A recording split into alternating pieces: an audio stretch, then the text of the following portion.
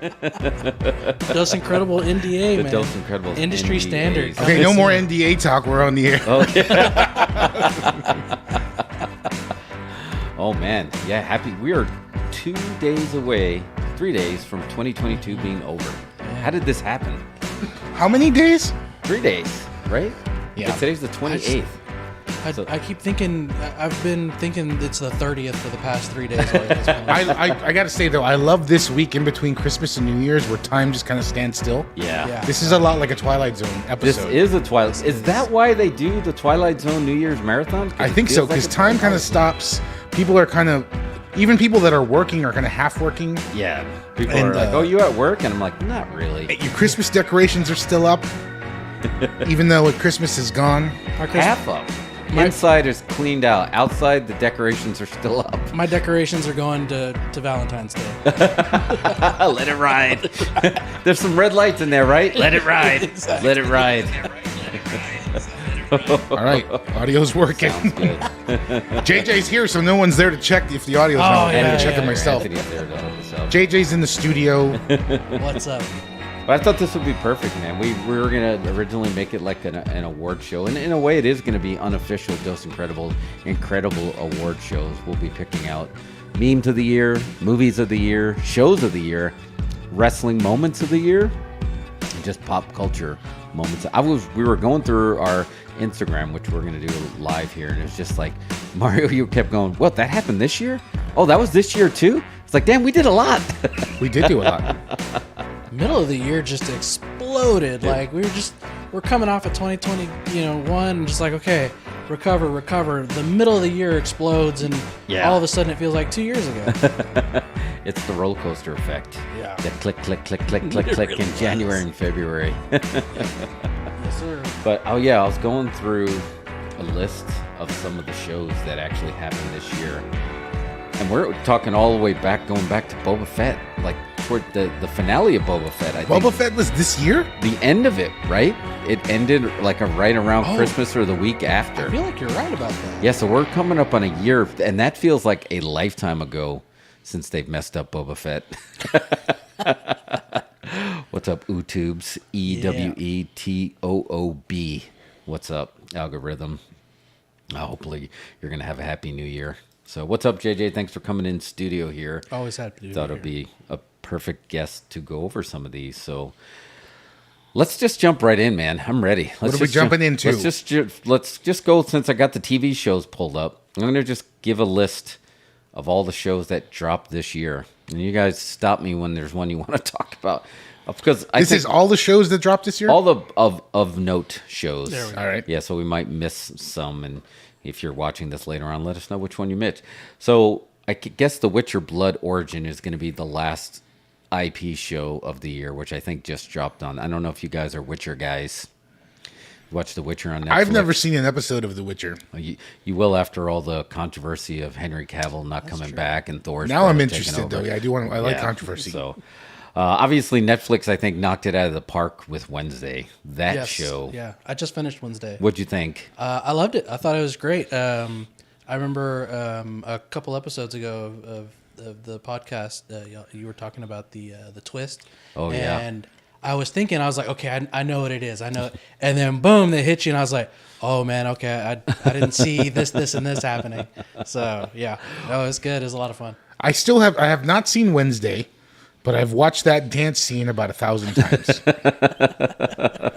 I still don't have a Netflix password, so that's my fault. That's on me. That's on me. Don't even try, because it Yeah, is not official. anymore. January is when the like it's been a soft clamp. The hard clamp comes down next month. My Yeah. mom is not going to be happy. Yes. There's a lot of exes that are going to have to make those awkward phone calls. Like, shit, What I've been using his password for this whole time. Can I get your password again? They're just going to charge you for it, though. You can still share it. I don't know if it's going to be like pay-per-view, like cut a hole in the fence for $1 and you can watch the fights. Well, like I already pay for like the extra screens so that like my mom can watch it, my mother-in-law can watch it. Which should be enough. That should be enough. Yeah. You know, I'm paying extra so that they can watch it. Yeah, I don't understand why that's not enough. So what is the new restriction? You can't. They're going to charge you if they're seeing passwords log in from different IP addresses than your house. Yeah. Better drop that VPN. Yeah, exactly. This is VPN are like that meme of that guy behind the tree right now. So you know that's coming. But yeah, you're gonna have to. Did you guys watch? I mean, I think Mario. I told you this story that my grandfather, when they didn't have cable in Puerto Rico, he'd stay with us for the summer. He would record all the shows and then go back, and then he would just let his VCR run of these shows. And one of those shows was The Addams Family. So I've watched every original Addams Family there was. So I was pretty psyched for this. And I think, 6-hour VHS tapes is the original Netflix password. yeah, exactly. That's what it was. And he took it across state lines. I mean, we went over into international waters just to watch these. And it was El Chavo. It was the Munsters. I Dream of Jeannie. Addams Family. Man, He went for the old lineup. shows. Yeah. So, and it was good stuff. So, but yeah, I liked Wednesday. Are you guys watching Willow? That dropped this year. Did that drop already? It did. Man, I'm behind. So here's my note for Willow. I don't know if it's going to be good or not, and I'm already 5 episodes in, but they find some banger cover songs. And I'm like, it doesn't feel right because you're in the whole fantasy world that, of Lord of the Rings, Game of Thrones. So having these cover songs, but they work. They found a baller cover for Crimson and Clover, a baller cover for Black Hole Sun, and this cover for Enter Sandman, Metallica, I may like it better than the original. That's the James Gunn effect, isn't it? There's still James Gunn brought the needle drops into the MCU, and they can't let him go. They can't stop, and they end the way they end the show, and then it turns into like stencil, and then they play these covers, and every week I've had to get Shazam out, hold it up, save to myself every week. Yeah. I'm like, I don't know if I like this show, but it's making my cool cover songs on Spotify list a really must go to list. Yeah. So that Enter Sandman cover, just watch it just for that. All right. I listened to it the entire way here, so it's probably like 4 or 5 times. Your Spotify wrapped for next year. Yes, exactly. You are great. What other shows came out this year, Jeff? Andor was this year, 12 episodes, which is being called the best Star Wars show you've never seen. I would say that's accurate. When does Andor take place? So it's a little bit before Rogue One. Oh, Yes. I loved Rogue One. So it's still between Revenge of the Sith and New Hope. Okay. So it's slipped in there. But Right on. this is a show that it doesn't feel like Star Wars. They have to throw some droid noises in there every once in a while to remind you you're watching a Star Wars show. But they had 6 episodes, and each 4 episode was like a different. Did you watch it, JJ? I haven't watched it. Each 4 episodes was its own little mini arc. Oh, okay. So it was great. And Andy Serkis has done what only Mark Hamill has done before him. Got to play 2 different characters in the Star Wars universe. Nice. But his character in this show will make you forget all about Snoke.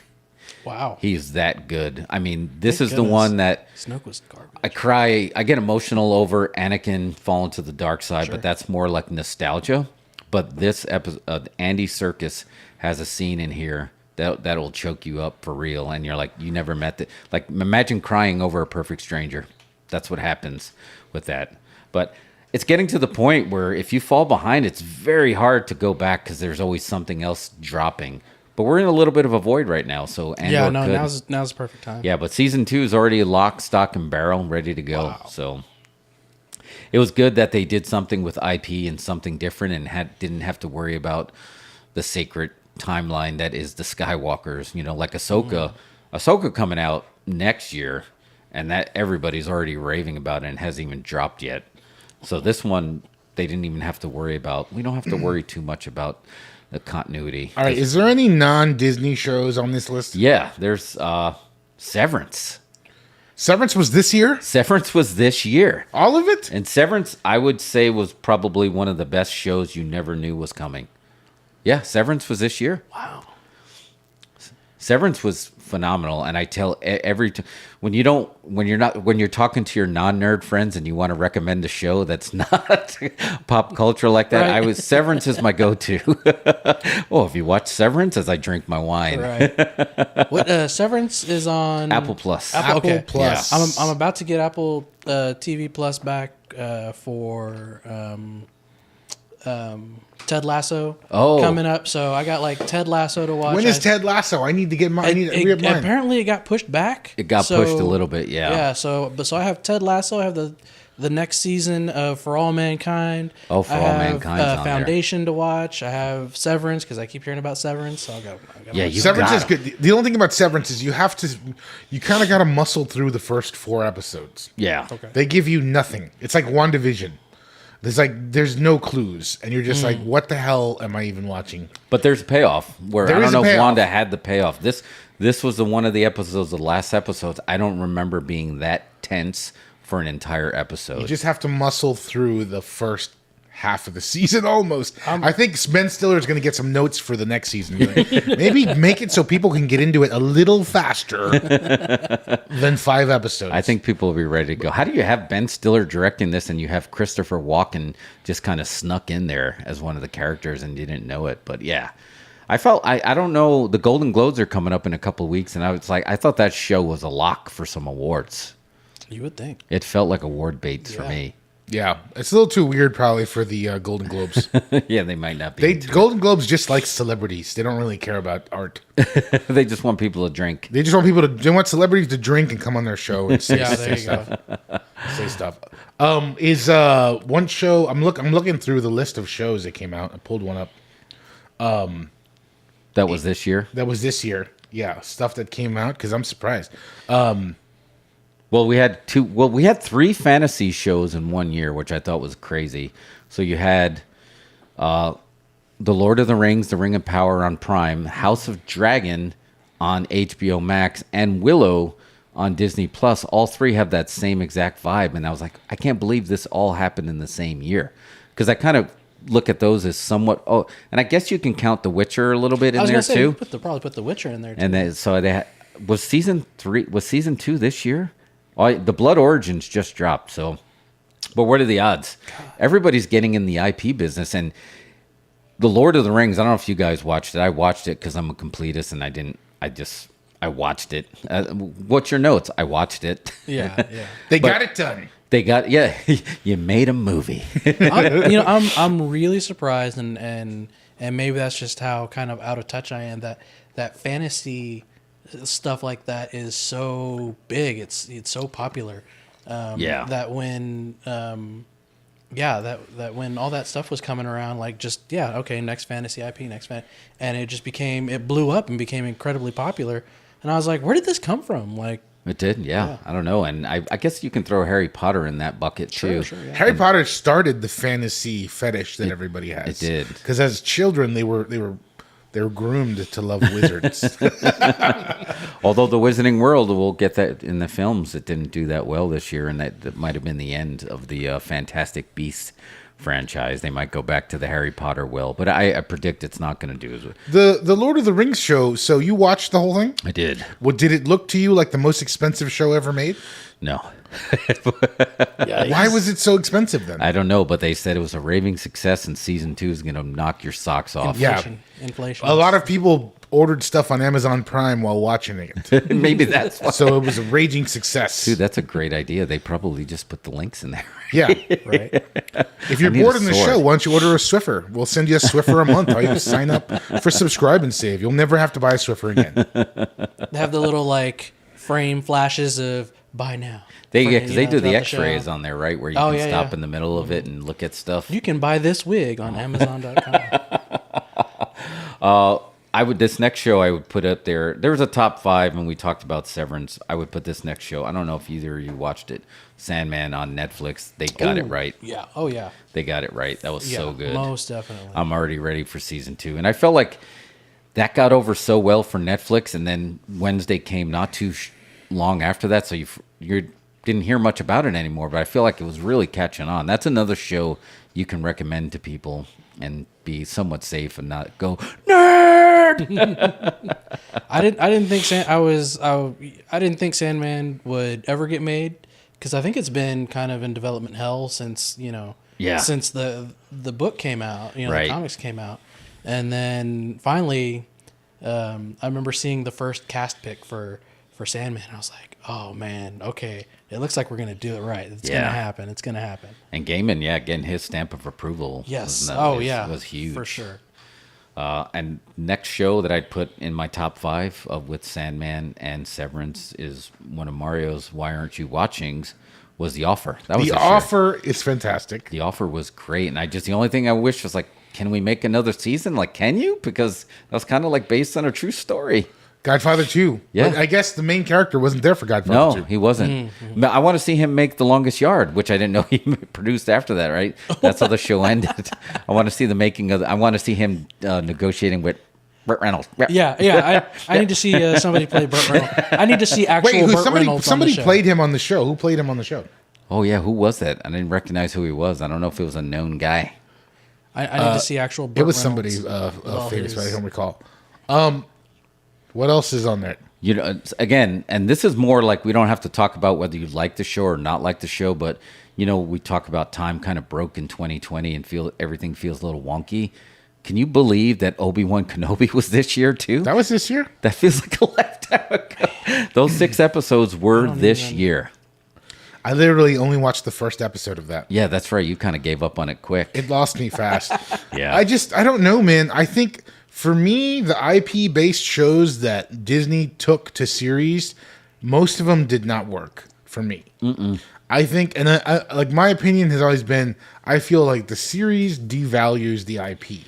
It takes a movie concept and turns it into a show.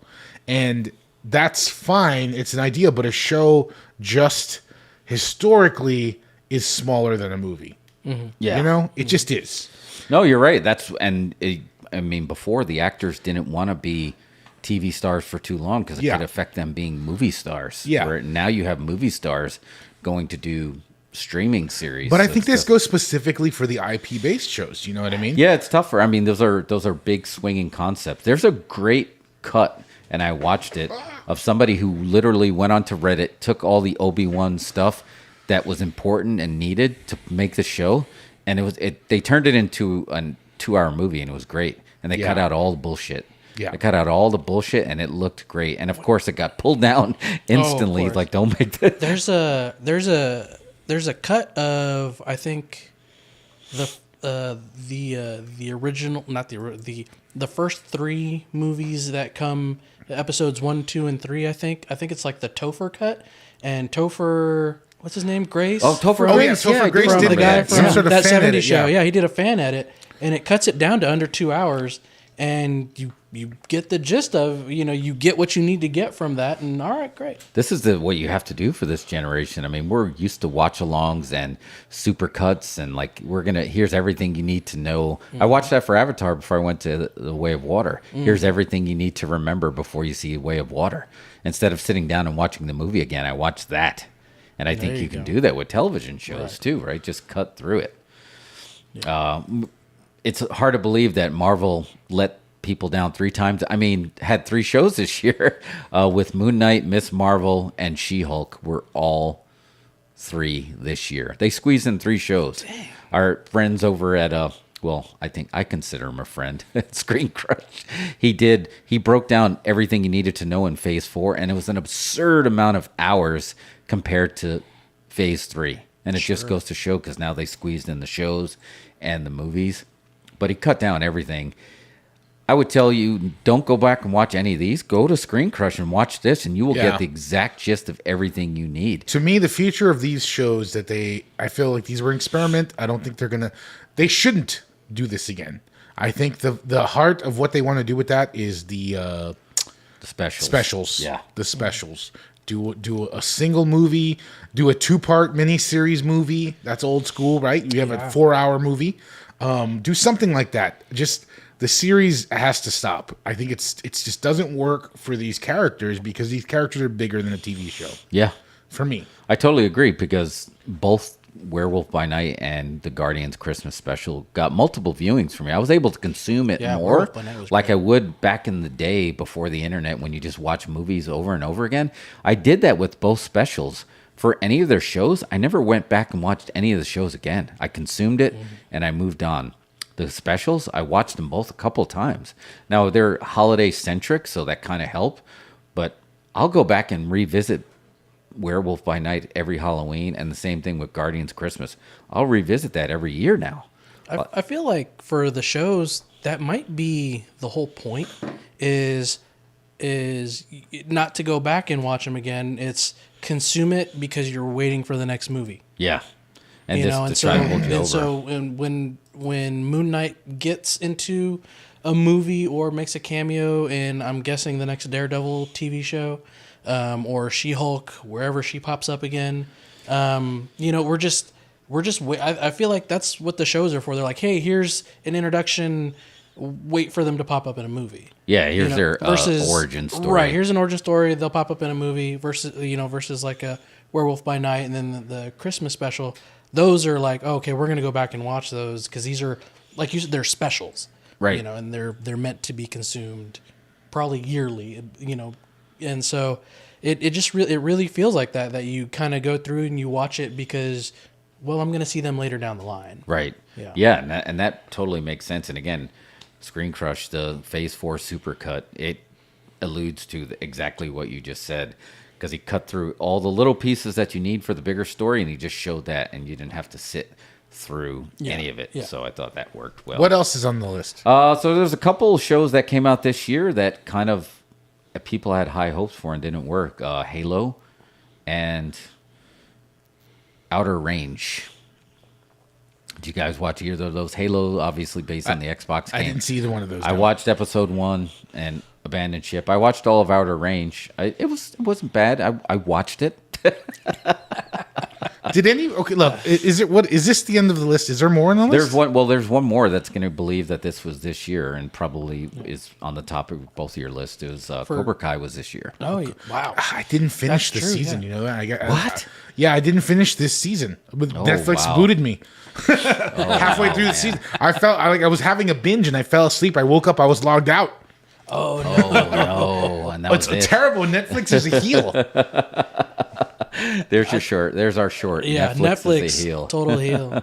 I saw the trailer for Halo, and that's and this is That was probably enough. the worst way to consume this kind of thing. It's just like I saw the trailer for Halo, and I saw the CGI for it, and I was like, it looks worse than the game. Yeah, it felt Like- the game. They could have just aired people playing the game and got better ratings. How can I watch this on TV and it probably costs millions and millions of dollars to make, and then I can just go play the Halo remaster and it looks infinitely better than whatever garbage they threw us Yeah. on the screen. For me, I don't Couldn't understand the logic of a TV show based on a video game.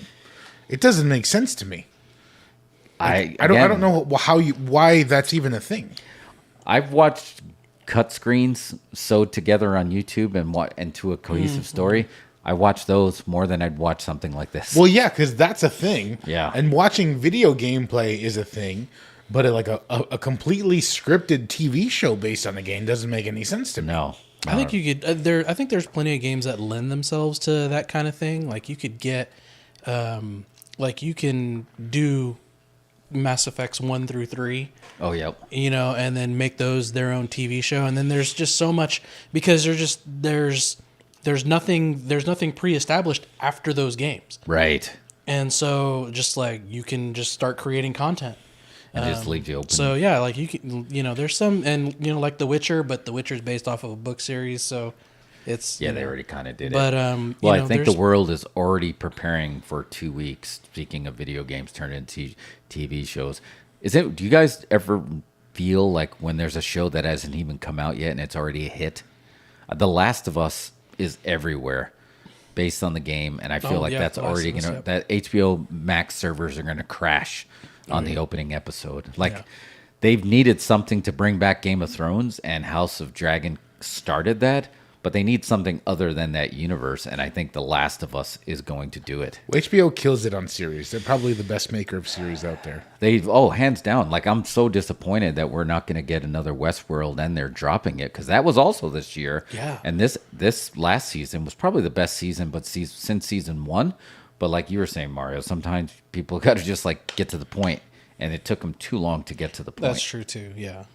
That's the only list that I had. Is there any that you missed, that I missed, that you guys stand out for? Yeah, this like year? a whole lot. Like that was mostly just Marvel stuff. That was mostly Marvel and Disney stuff. No, only the 3 shows were Marvel. We had Reacher this year. Oh yeah, Reacher. Nobody was watched this year. Reacher except me and like 9,000 housewives. I guess. No, Well, everybody loved Reacher. It was a hit. Yeah, no, Reacher is a hit. That guy on there they stole him from a DC show, Teen Titans. Did the y'all live not watch version. Reacher? I didn't watch Reacher. I wanted to because it looked It's a like blast. something that I could probably get into, and it's just kind of fun to watch. Yeah. I think that this is I loved it. I thought it was a blast. They introduced like a new IP with Reacher because they can do countless stories with him. Well, they fixed And, it, right? By booking this guy, they Well, yeah, fixed 'cause the they- Tom Cruise. And this guy's they- actually big. They booked Yeah, it closer to the actual book. Yeah. But like the Reacher character is just so easy to get into because he's just a guy who wanders the country solving mysteries, and he's too huge for you to beat him up. So you know you're not gonna fight him, and all the girls want to have sex with him. Like it's just like yeah, that sums That's it up. that's just Renegade without a bike. I guess, yeah. I mean, no duster. He's just the coolest, hottest, smartest guy in the world, and he just wanders the earth. I don't know. I was a fan of Reacher. Yeah, I know it did really well, and again, it's just one of the shows I just never got into, but I don't have any heat with it.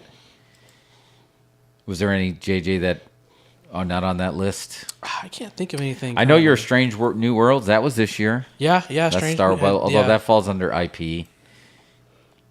The Peacemaker falls under IP. That was Tulsa King is really good. Tulsa King. Yeah. Y'all haven't watched Tulsa King either? I feel like that is a hit too. Tulsa King is really good. It's great. Like Stallone nailed it with his first series.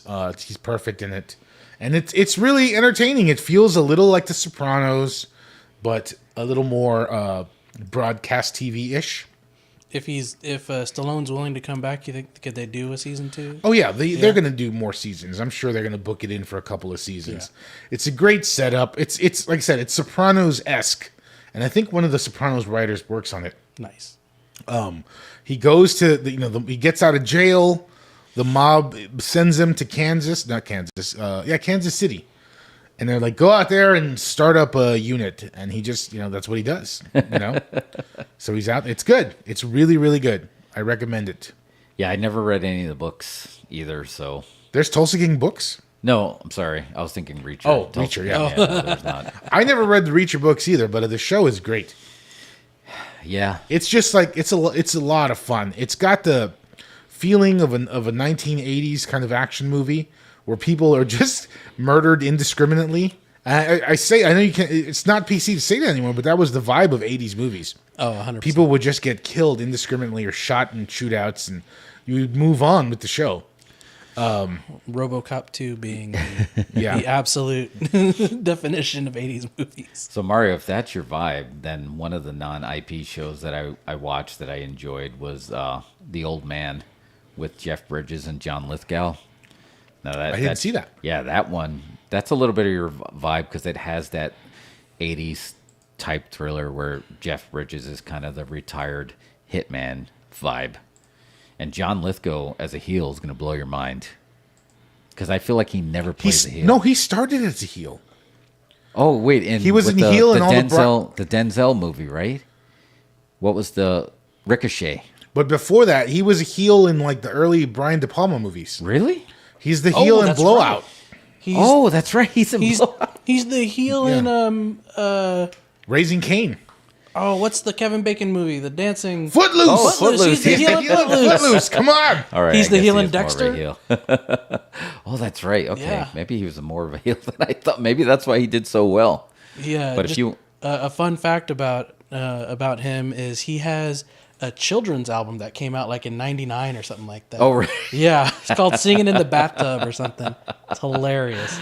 Maybe it's just because I rewatched Daddy's Home 2, one of the best Christmas movies there is, and seeing him on there, it's like, no, this guy's not a heel. We had some good one-offs out there. We had the Pam and Tommy sex tape series. Oh, yeah, that was which one. was pretty good. We had. Did you see the WeWork series on I didn't Apple? watch that series. That was pretty good as well. What else? Well, I'm still going through the list here. Yeah, there's a lot. That's sort of, dude, there was a ton of stuff that dropped. Like, how do you keep There's up too with much everything? content at this point. It's hard to really keep up. I'm going to give you dishonorable mention because we talked about this earlier. What's that? The Chucky series went from season 1 was up there with Cobra Kai as one of the best requel shows there was, and season 2 completely fell off a cliff and into a pile of shit. I mean, it was bad. I don't know why. It just didn't work. They had 1 or 2 episodes that kind of worked, but like their main cohesive story, man, I was just so disappointed because remember I kept telling you all the time, you gotta watch Chucky. Gotta watch Chucky. That first season was so good. But 2, just like don't bother, man. I'm just wait for the supercut and smash together the things that matter. That's bad. Because they had a lot of stuff in there. There was that didn't also that matter. show Candy, starring Jessica Biel. That was actually based on an article by Joe Bob Briggs. What? Did you see that one? I never even heard of it. That was pretty good. Really? I never even heard Candy, of it. yeah, Candy. It's like a 1980s housewife in Dallas who commits a murder. Marketers. That sounds familiar. I am your demographic. How did I not hear about this? Who's not good at advertising their stuff? I feel like the advertising for that it was all like in 1 week, and then I never saw ads for it again. Well, that's how it goes with these series that drop the full episodes on one day. They only advertise for a week, and it just sits there, and it kind of just goes to obscurity. It was good. That's a good one. You should check it out. Yeah, there's probably a ton of shows again that I didn't watch. Yeah. Because again, they didn't have the right marketing budget to hit my eyeballs. Was there any shows that we obviously we got to give our shout out to our specials? The Last Drive-In came back, but were there any of the shows that dropped? I felt like there was some series dropped on Shudder that were missing. Shudder series. I'm not sure. I mean, There was a new season of Cursed Films that was good. Cursed Films. Yeah, Cursed for sure. Films was really good. That dropped. There was no revisit of Creepshow this year. They did not do that. I think that's coming soon. They're banking that one. Yeah, because I thought there was a season 3 coming. Peacemaker came out this year. Peacemaker was this year. Did y'all ever watch Bel Air? No, I didn't want. How was it? Did you watch it? I didn't watch it. It was like the grittier version of Prince of Bel Air. It seems silly now, considering like the Will Smith slap. It came out after the Will or before the Will Smith slap. It's like the grittier version of Fresh Prince of Bel Air happened at the Oscars. I think that it kind of hurt. That slap definitely hurt that show because people, whatever you want to think about it, people are looking at him in a different light now. So I feel like that really affected it. You think that's gonna affect his new movie? Yeah. Oh, 100%. You still, Chris Rock has not given his side of the story, and it's coming. It's going to be the first ever live Netflix stream. Can we just talk about this for a second? Isn't that a little ridiculous at how they're positioning that? Because it's like it's going to be the first ever live comedy special on Netflix. Well, I mean, they're always live. I mean, this is just TV. What you're talking about is TV. You're going to have TV on Netflix. Live. Live. Yeah. I don't think they've ever done like a live stream though, right? I know, but that concept is not so far-fetched. Just for that. For someone to do something live and put it on TV. It's like Netflix. That's TV again. Yeah, it's not. Yeah, we're not Netflix. We're TV. Yeah. That just seems ridiculous. But I mean, I guess that's where we are. Streaming 2.0, man. That's Netflix, the world we live again, in. becoming the heel. How about this? You didn't even talk about this one. This is one of the best shows of the year. Winning Time. The story of the rise of the Lakers dynasty. Wow. How did I leave? Easily in the top 5 of the year. How is Winning Time not on this list I had? Because that list is biased, if you ask me. That's based. That's like the political commentators say it's based. Yeah, Winning Time. And there is good news. There is going to be a season 2. So I did read that, but it's just based on the first season with that new owner. JJ, if you have not watched this, you got to go. That's something You have that's to been go on back. my. So okay, It's so so how many easy to how many binge. TV shows roughly would you say we've brought up so far? Oh my god! don't At least know. 20. Okay, so More than a year's let's call it 20. So just think about where we were like in 1995. Oh yeah. Like this It was this just is 2 Friends and years- Seinfeld. Right, this is 2 years worth of content. Mm-hmm. Easy. It's impossible. Yeah, that's what I mean. If you fall behind, it's like you're almost punished. It's like, sorry, I can't. I want to bring you, but I can't. That's why you need the fast binges. Like the recommendation should be, this is a show. I'm a terrible binger. So if I can binge a show quick, it's a good show because then it forces you. Like Glow had that effect. I'm not interested in the binges anymore. Yeah. I've checked out on binges.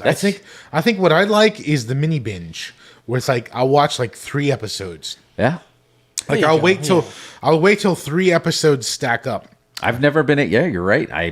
I've maybe that's what I've been doing because I can't sit through and watch them all. We didn't bring up The Boys, which also dropped this Right. year. The But Boys, yeah. The Boys, it had 3 episodes, and then it gave you that. So it was like, here's for you bingers, so you're not going to be too mad at us, and then we'll drop one the Well, rest The of the Boys week. was the one. The Boys, if I think of all the shows of this year, that's the one that I would stay up and watch late night the second it dropped. Like, no, actually, I think it would drop almost on a Friday afternoon. Isn't that right? Yeah, it was afternoon. Yeah, it was Right? It would. So the the second it dropped, somebody on Twitter would mention it, and I was watching it immediately, and it was too short, not enough. Of course. Yeah, the Boys is special. I got to tell you guys, you got to watch Tulsa King. You got to watch Tulsa King because I know y'all appreciate Stallone, and this Yeah. is Stallone top form, but doing a TV show, and it works so well. Like I think we're on episode 7 or 8 right now, and it keeps getting better. Yeah, You gotta put in the time. Do a mini binge. Watch the first 2 episodes. I know it's a show 2 or I 3. love. You're gonna love it. I know it is. And it's just like you can't, because it's just like you can tell Stallone is having a blast doing the show. You know, Yeah. He gets to play a little bit of a heel, but he's a cool heel. You know, Yeah. I don't know that I can't recall him playing a mobster before. And he gets to do mobster. Yeah. Mobster stuff. yeah, he it gets to do seems like he's mobster a slam stuff. dunk to do mobster stuff. It's good. It's a lot of Oh fun. no, he fought mobster in Copland, which I love. Copland. He fought mobsters. He Yeah. fought mobsters. I'm gonna. You can't talk about the shows of the years and not bring up that the granddaddy of them all for the past 10 years had its final episode, and I went back and watched it. The Walking Dead, the final episode. Did you guys watch that? I fell out like when the writer's strike happened. This is the last time so you know That's when been the a while. writer's strike happened, and then like my whole schedule changed. Like I got laid off from work, so I should have been watching, and then the writer's strike happened, so I couldn't watch. It lost me You a couple know. seasons ago. It lost a lot of people, and honestly, this final episode didn't help because it gave you a little bit more closure of the new characters that nobody knew about. But knowing that they have 3 spin-offs taking place after this show doesn't make it feel like the last. Like, this was the setup for the next 3 spin-offs that they're going to have. So The Walking Dead proper is ending, but then you're going to have the Yeah. Negan show with Maggie. You're going to have the Rick and Michonne show. You're going to have Daryl Dixon in France. Like, you have all these other shows, and I'm like, it doesn't feel like the last show. I got no heat with The Walking Dead. I think it's one of the greatest adventure shows of all time. It's a sci-fi. It's up there with Star Trek. That's fair. Walking Dead is a sci-fi show. Yeah. But like, you know, are folks going to still be into zombies? Probably. I feel like zombies have pretty much carved out their niche. People will still be into it. The quality of these shows is important, but I think Walking Dead lost most folks a while ago. Yeah. Oh, yeah. I Kinda still think like- the shark jumping happened when Negan clocked Glenn. I think Yeah. a lot of people did not recover from that because it felt like I went back and rewatched that scene. It's still hard to watch. Sure. I mean, it was comic book accurate too, but like, have you ever can you imagine like coming out and clocking your favorite sitcom guy in the skull? They should have called an audible. Should have called an audible on that one. And Yeah. they almost did for a while, right? Because he bats somebody else first. And you're did. like, oh, relief. Thank God they didn't do Glenn. Yeah, he got Abraham and then first. Then they do Glenn.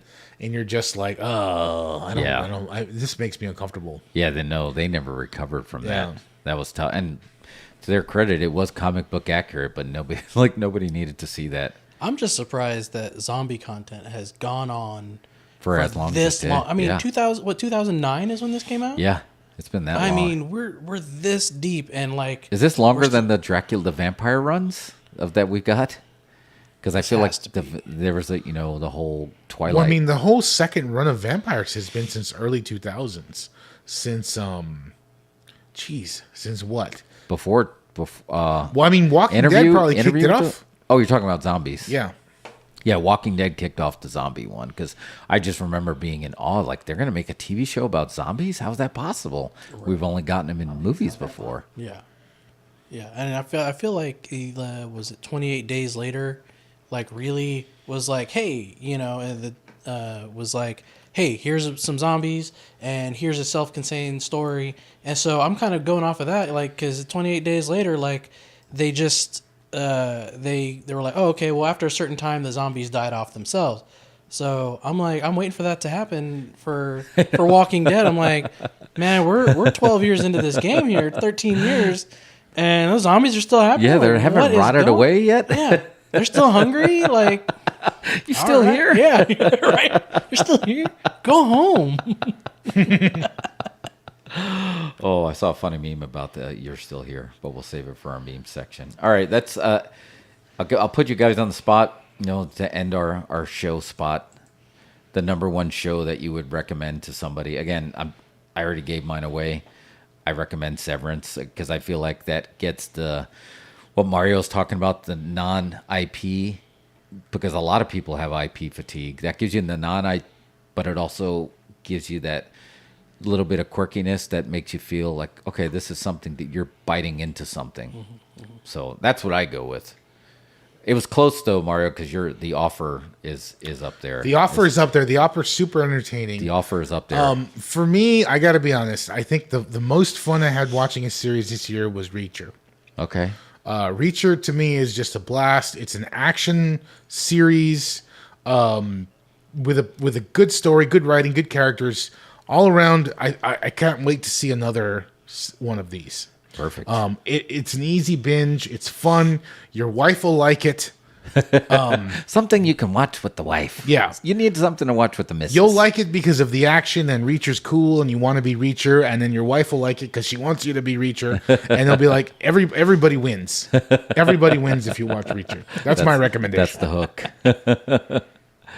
All right, JJ, you're up. I'm going to have to go because season 3 for All Mankind came out, and I don't understand how this show just keeps getting better. Wow. It's great sci-fi rooted in reality that starts in the 60s. Like it just that was on your that was on my watching. and so and so they're in the 90s at this point, and it's just and they go to Mars. Like, I mean, come on. Yeah. So it's been fantastic through and through. How many episodes per season? It's like 12. 12? I think. Yeah. Okay. So like you can get through it. You can do Mario's mini binges. I started it, and I'm not sure where I left off, but I do want to follow up. Yeah, and so it's sci-fi. It's got espionage. It's got the whole thing. Because you're dealing with the U.S. and the Soviet Union, and so there's a lot of spycraft happening. And even if it's just like real subtle things, like, oh man, and so they do it right. I feel like that's, again, one of the shows that you're just like reaching your arm, but it's like Rose on the raft. I don't have any more room for shows. Oh, 100%. No, I get it. Because we haven't even talked about animation. Like, we didn't bring out Chainsaw Man. We didn't bring out Rick and Morty, which probably had one of the strongest seasons that it's had in a long time. Like, that show's still going strong. I don't want to put it over, but Dahmer was also one of the biggest shows of the year. Yeah. Oh, right. People could not get enough of Dahmer. No, I can't. And it's a sick watch. It's awful. Like, it's just... You hate watch it, you know what I mean? But it's like you can't look away. It's like daytime TV. Oh, yeah. That one I struggle with. I can't hate click, and I can't hate watch. Yeah, I can't do those shows. But how is that so? Like, there was a pretty funny TikTok about this, of just a girl getting kidnapped in the 80s compared to a girl getting kidnapped now, with all the like watching the real crimes. Like, oh, this is my first kidnap. Like, why'd you pick me? Oh, like, what's the plans here? Like, what are you gonna do? And you're just like, it's obviously funny, but would they really be like that? Because, yeah, it's just like treacherous to watch. Like, I couldn't do it. Everybody's an expert until they get kidnapped. All right. So those are good recommendations. We should go through. That's our first. So I guess that's our annual best TV show. Let's jump over to memes because memes are going to be quick. Because I feel like we made less memes this year. Now we're just talking about our memes. Yeah, here, we're just right? talking about our memes. Our meme awards. Yeah, we'll give our meme awards here. Let me pull it up here. Because there's just some memes that that hit you the right way, and then you share it with people. Like, I texted you Mario, and I just felt like I popped for it. It's not our meme, but they took Punch Out and they put Drago in there, and then they had Apollo Creed on the mat bleeding in the 8-bit Punch Out, and it had the Mario the referee showing the skull like he's dead and the towel not thrown. If he dies, he dies. Some memes just hit you just right. So for us, our memes this year, obviously Save Martha, we got people stole it from us. I mean, people were... That was this year? No, that was last year's. Yeah. That was 2021. But that was probably our most stolen meme. We had the Christmas... Well, we retreaded the meme of David Schultz slapping for not thinking Christmas is real. We had a Star Wars meme. We had the David Zaslav killing the Super Friends Justice League meme, which now is more fitting than ever because now you can actually put Gunn's name in there. Yep. But I think hands down, the meme of the year was Will Smith slaps again. He slapped Chris Rock. Did you see that? Yep. We cut it to Mario. If you want to pull that up, we cut it to everybody's favorite Will Smith movie, right? Independence Day. Is that everyone's favorite Will Smith or his most memorable? That or Men in Black. Men in Black, Yeah, right? And one of those those were two. really close to They each came other. out Mine pretty is The close to each Pursuit other. of Happiness. Oh, well, I just... That is in every inspirational YouTube video there. You got to fight for your dream. You got to protect it. And he's not wrong. Or what's 7 pounds? Was that? Oh, the 7 ounces? 7 ounces. Wait, is this... Where do I find it? In our memes, on our playlists. Oh, okay. Yeah, Gotcha. so if you go to playlist, the Meme Mania. Oh, The Purge was this year. Oh my Or it's God. like, no, that had to have been last year. I wouldn't doubt it. Yeah. God, it just... Oh my gosh. Well, no, was that? Again, time's broken. I would say that was probably this year. Really? Yeah. I want to first say Purge? that was this year. I don't know. Man,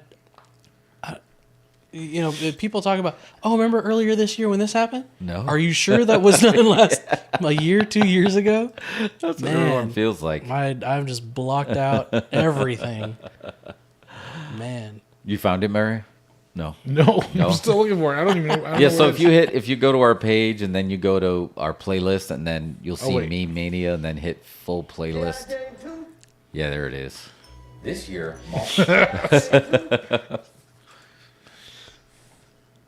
we had a couple of Vin Diesel.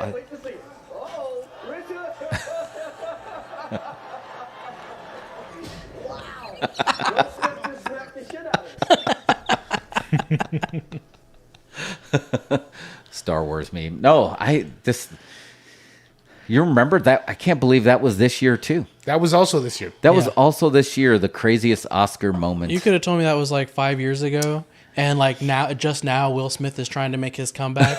And be like, oh yeah, can't wait to see what happens, to see his first movie back. And there's a part in that trailer for his new movie where he's a slave and he says something, he just such vigor in this. And I'm just like, I've seen that character just in a different Will Smith movie, just that same I saw it at the Oscars. same delivery, that same delivery in a different. And I'm like, Will Smith, do you have it anymore? Like I'm sure without the Oscar slap, this would probably be a bankable thing for him, and it would probably win him a ton of awards. He would have. But I'm just like, I'm not sure that Will Smith has it anymore. He's relying on he's Will Smith. And that's not going to work anymore. The slap was his Tom Cruise jumping on a couch. Because remember, Tom Cruise was in movie jail for a long time until he's like, fine, I'm just going to do Mission Impossibles. And then he snuck in a Top Gun. Well, if Chris Rock comes out on live TV soon. Live. And crushes Will Smith publicly. That'll be the end of Will Smith for a while. I don't think he'll recover from that. Yeah. No. If Chris Rock gives him a verbal thrashing worse than anything he's ever experienced in his life, people make fun of Will Smith and it's just kind of like, oh, he's so nice.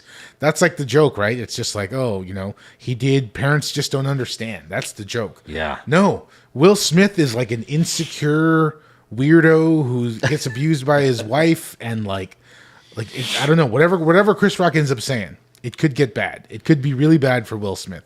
Can it go in the opposite direction? Could he say, can't we all just get along and forgive Will Smith live? That would end Chris Rock.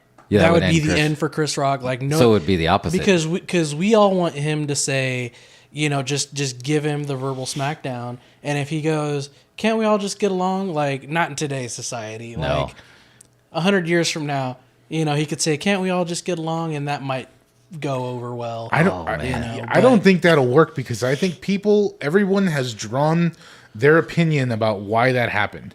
They're like, oh, he has issues with Jada. He has issues with himself. There's something going on. Yeah. And they need to see the next chapter in that story. If he just squashes it and be like, let's just be friends, Will Smith. No. You think it's over? No one will revisit that. It will not get memed. It will not get replayed. It won't be on Good Morning America. We're like, look what Will Smith, look what Chris Rock said. No, I don't think so. So you think him writing... Personal issues, pal. Yeah, that's gonna, man. Yeah, Chris Rock needs to say something negative. He does, even if he doesn't need to lay a full verbal smackdown, he needs to say something negative about the whole issue, something negative about Will Smith, in order for it to keep going and for him to just be, okay, I did my part. Now y'all can just take the rest and it's fine. And he's done his due diligence. But if he comes out and like, well, I still want to be friends with the guy and whatever, and just like it's gonna go bad. I think it's gonna go poorly for him. Wow, man! I think Chris is gonna come out, cut huge promo on Will Smith. Mm-hmm. It has to be that. It has to be that. I'm sorry. Like anything else, if he comes out and is like kumbaya, that's Netflix will not book him again. Well, and it also goes against Chris Rock because we're just now getting Chris Rock back. Chris Rock was gone for a long time. Yeah. Now we're just getting him back. And, man, you remember those Chris Rock specials on HBO? Mm-hmm. Like, that man, cut into everything. I feel like he was on pace to be, the next George Carlin. He was the original. Yeah. Those first two specials are historic. Yeah. Huge, and then he got into acting. He did acting and, poorly, whatever. He's getting paid. And then, he had issues like everybody else. Like he had divorces, he had bills. Mm-hmm. So he had to get work. He had to do. Now, cut to I don't know how many years later and he's doing Saw 10. And that's what he's doing. Which came out this year too. Yeah. No. So that can't be right. Spiral, the Book of Saw was this year. He's doing Saw 10. Did he direct it or something? Yeah, he was either that or he has a writing credit. He directed or wrote it. He wrote himself into Saw 10 because he needed a job. And then Will Smith comes along, slaps him. All of a sudden, he's got something to talk about now.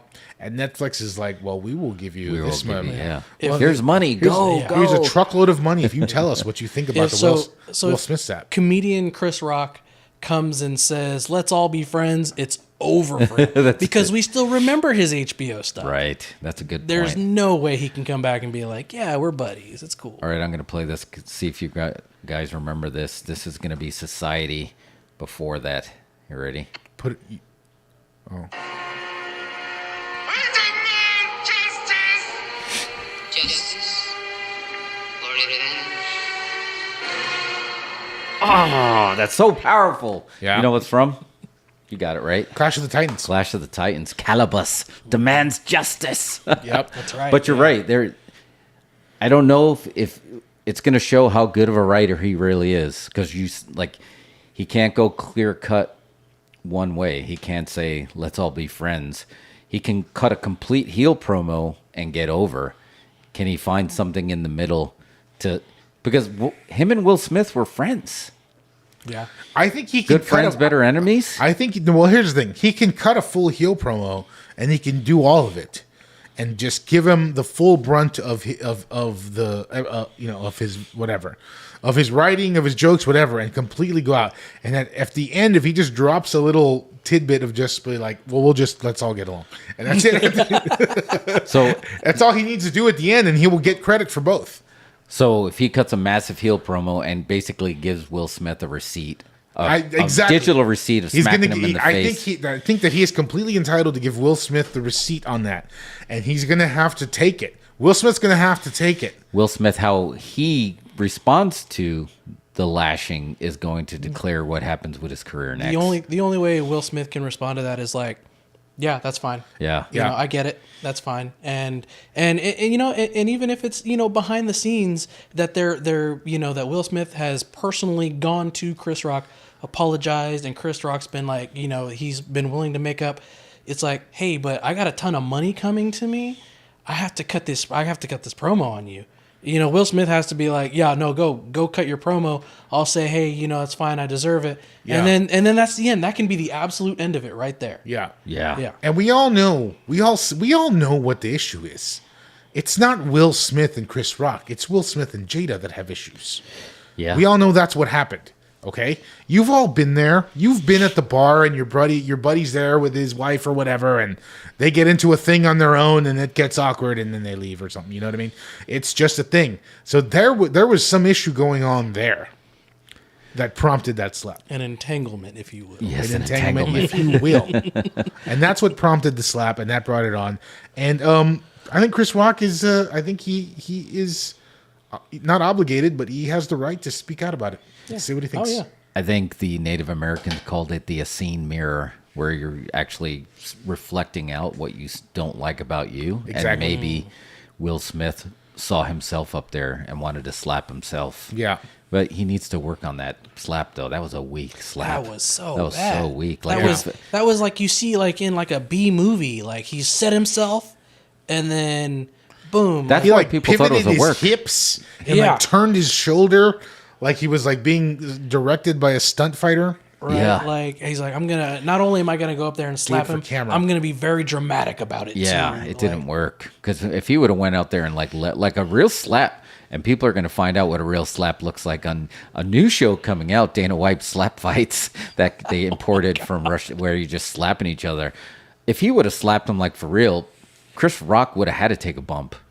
He would have had to. Oh, yeah. Because he would have had no choice, because it's a palm strike. Like, go back and watch our other meme, speaking of memes, of John Stossel versus David Schultz. That's what happens when you really slap somebody. Yeah. You go down like you got punched. Yeah. And he just kind of went, whoosh, and he laughed about it afterwards. So Yeah. he's got a lot of material to work with for the Flame War yeah, coming God. up, and Netflix is gonna benefit from it. If he cuts a promo on the quality of the slap, like, oh my god, Yeah, forget. he's gonna tear him apart. He is, and if he just gets like a diagram and shows how his hips were and his hands, and it's like everything about it's he's gonna get buried. And like you said, Will Smith has no choice but to take it, Yeah. unless he wants to 100% be a heel and that's- self-finance his movies, and maybe 20% of the people will go Yeah. see it. And then 5-10 years down the line, he's gonna be in the Ben Stiller movie Tropic Thunder 2 as the movie producer. He's trying to get Ben Stiller back. Oh man, Tom. That's how Tom Cruise came back. That was great. We all too. fell in love again. Yeah, he just got people to forget. Will about Smith it. will be back. Hollywood loves to come back. He'll Yeah. come Yeah. back He'll be eventually. fine. It's just for now he's in Hollywood. He's in movie jail He is for a while. 100% movie jail. Because that was a pretty big cluster. Okay, like from all perspectives, the slap is one thing, but then also the Oscars gave him the Oscar after the slap, and he went up there and made that awkward speech. So it's like it's double jeopardy. The Oscars don't want to even acknowledge it because they look like idiots. Yeah, It's just bad on all fronts. and then he releases Oscar bait film. Like what? You think they're gonna? You think so they're what gonna are you even gonna look do? your way? Yeah. So he's been banned from the Oscars. So he's been banned from attending the Oscars, or he's been banned from like. He can't even eat Oscar Mayer bologna. He has to get Decker. Can he? So he can't be. So he can't be nominated. Because if you can still be nominated, then what's the point? Yeah, I don't know if he can get nominated, can he? They're not going to he won't get nominated. No, I don't think they'll he'll just get not put. If nominated. he's banned, they're not going to put him on the ballot. And like, yeah, I'm sure that the night of the slap, the editing team was like editing Emancipation, and they're just like, oh man, this is gonna be so good. Oh no, man! You know, it just hit me. We were talking about Netflix and we were talking about TV shows, and we didn't talk about Stranger Things. I was like, yeah. That just goes to show again, and we don't have to talk about it now. I think it speaks for itself. They got one season coming out, but like, again, there's so much stuff to consume. Well, I mean, I would argue that is something different. Whatever that season was, it was like 5 feature-length movies. It wasn't really it? was. Yeah. Like That's not a series. They're doing something else. Yeah. yeah. Like I can't believe I dedicated so much time to a season of Stranger Things. Like at some point I was watching going, shouldn't this episode be over? And then I look, I'm like, I still have an hour.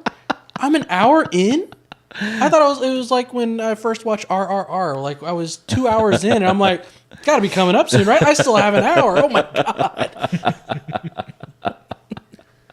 Yeah, that was very, very cinematic. Complete turnaround from season 2 to season 4. Yes. So I can't even imagine what they're gonna do for season 5.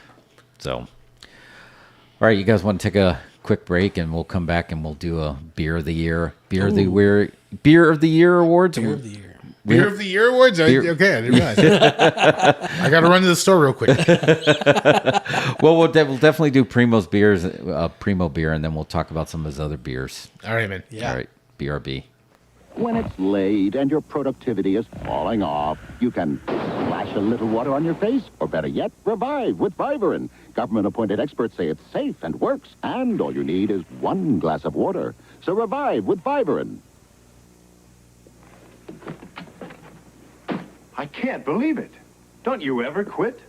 I've been away a long, long time. I mean, a really long time. And my...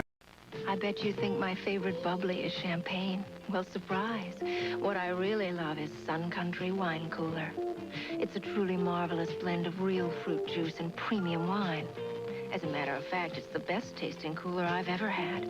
So when they asked me to talk about Sun Country, naturally I accepted. Sun Country. Say, gimme the real juice cooler. They told me I'd be working in fur, but this is ridiculous. Wang announces the most important step in managing information since the computer, WangNet. WangNet is the electronic connection that gives anyone in your office any kind of information they need instantly by linking together every conceivable kind of office equipment, no matter who makes it. WangNet links you to floors below or satellites above, using just half its capacity, leaving room, of course, for Wang's next breakthrough in office automation. I am here to make a pitch for Sun Country Peach. Why me? Because I'm crazy about the taste of peach. And Sun Country Wine Cooler is the most refreshing blend of premium wine and real peach juice I ever pitch. It has such a great taste. It's how you say it? Peachy, peachy. Sun Country. Say, give me the real juice cooler. You know, I don't mind doing cuchi in a bear suit, but it's so itchy. Caramba, me está matando tantas hormigas dentro de los pantalones. Let's buy our small computer from the giant computer company. You can't beat Goliath. No. Right, David? Sir, let's go with Wang. Nobody makes a better small computer or word processor. They're giant killers. It happened before. It can happen again, because nobody's hungrier than Wang. He's right. I used to be frightened by all the wine coolers I saw. I was scared I wouldn't pick the right one. Luckily, I did. It was the most refreshing one of them all, Sun Country Wine Cooler. You see, Sun Country is a blend of premium white wine and real fruit juice. That's what gives it its great taste. Sun Country, say, give me the real juice cooler. If you don't say Sun Country, you'd better sleep with your lights on. All over the world, Wang is the leader in office technology. word processing, data processing, and now with our new electronic mail system, you can send all kinds of information from one part of the world to another. So New York can be around the corner from Paris, London from Tokyo, and San Francisco next to Rome. Wang, making the world more productive by bringing it closer together.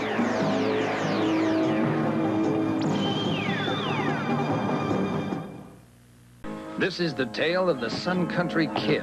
Rode into town on a horse he called Sid. Bought Sun Country wine coolers for one and all. Said, drinks are on me. Go on, have a ball.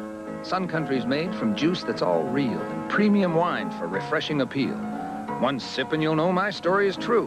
Because when has this bear ever lied to you? Sun Country, say give me the real juice cooler. So ask for Sun Country. It's fun, never stuffy. And you can take that from a bear named Duffy.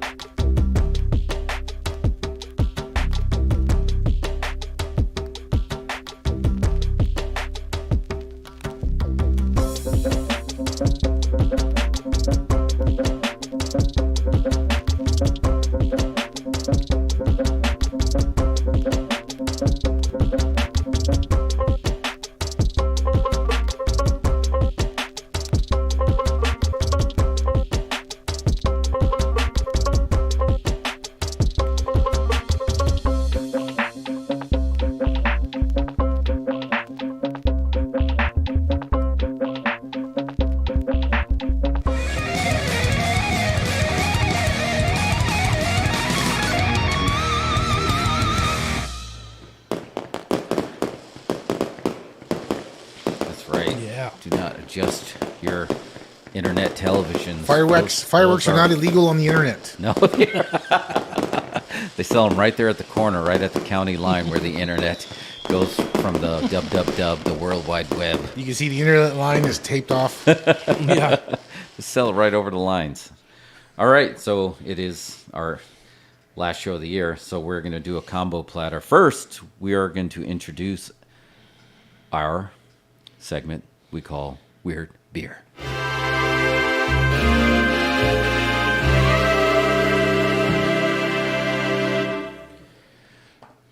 So we'll give the beer its dues, and then we'll introduce what we're going to be coupling that beer with. So today, we're going to be sampling Lunar Lycan. Am I going to the... Put it in the close-up cam, right in front of the sign. There you go. And the sign says, everybody's thirsty. Come drink some beer. Lunar Lycan. That's beautiful artwork on the can. Yeah, it looks really Spin good. It around. Yeah, this is Imperial Marzipan Coffee Stout. Yeah, look at that. 11.5% alcohol, kids. Yeah. That's packing a wallop. You can drink it at work. That's why we're. But it's got coffee and It's got milk. It's got almonds. It's like breakfast. Oh man, are we allowed to reference a Bill Cosby comedy show? Dad is great. Give us some chocolate cake. You took it too far. Sang the song. So, but yeah, let's pop this sucker open, man. Beautiful can. I almost feel bad opening the can. Primo gave me that one in Christmas. He gave me a shout out. He Yeah. gave me a 6-pack of weird beers. He just has a stash. He just lays them out. All right, I'm gonna do the pour right there on the close-up can. There you go. Send your ponchos. You got back. 3 cups for us? Yes, sir. All right. Look at Oh, darkness, everybody, darkness. I never should have gave you money. All right, that's enough for. Boom. And then we got Jamie Lee. Right there at the end for Halloween Ends. All right, last time we play intern mode here. Here we go. We'll go to intern mode. I don't have any music queued up. What about the doodling?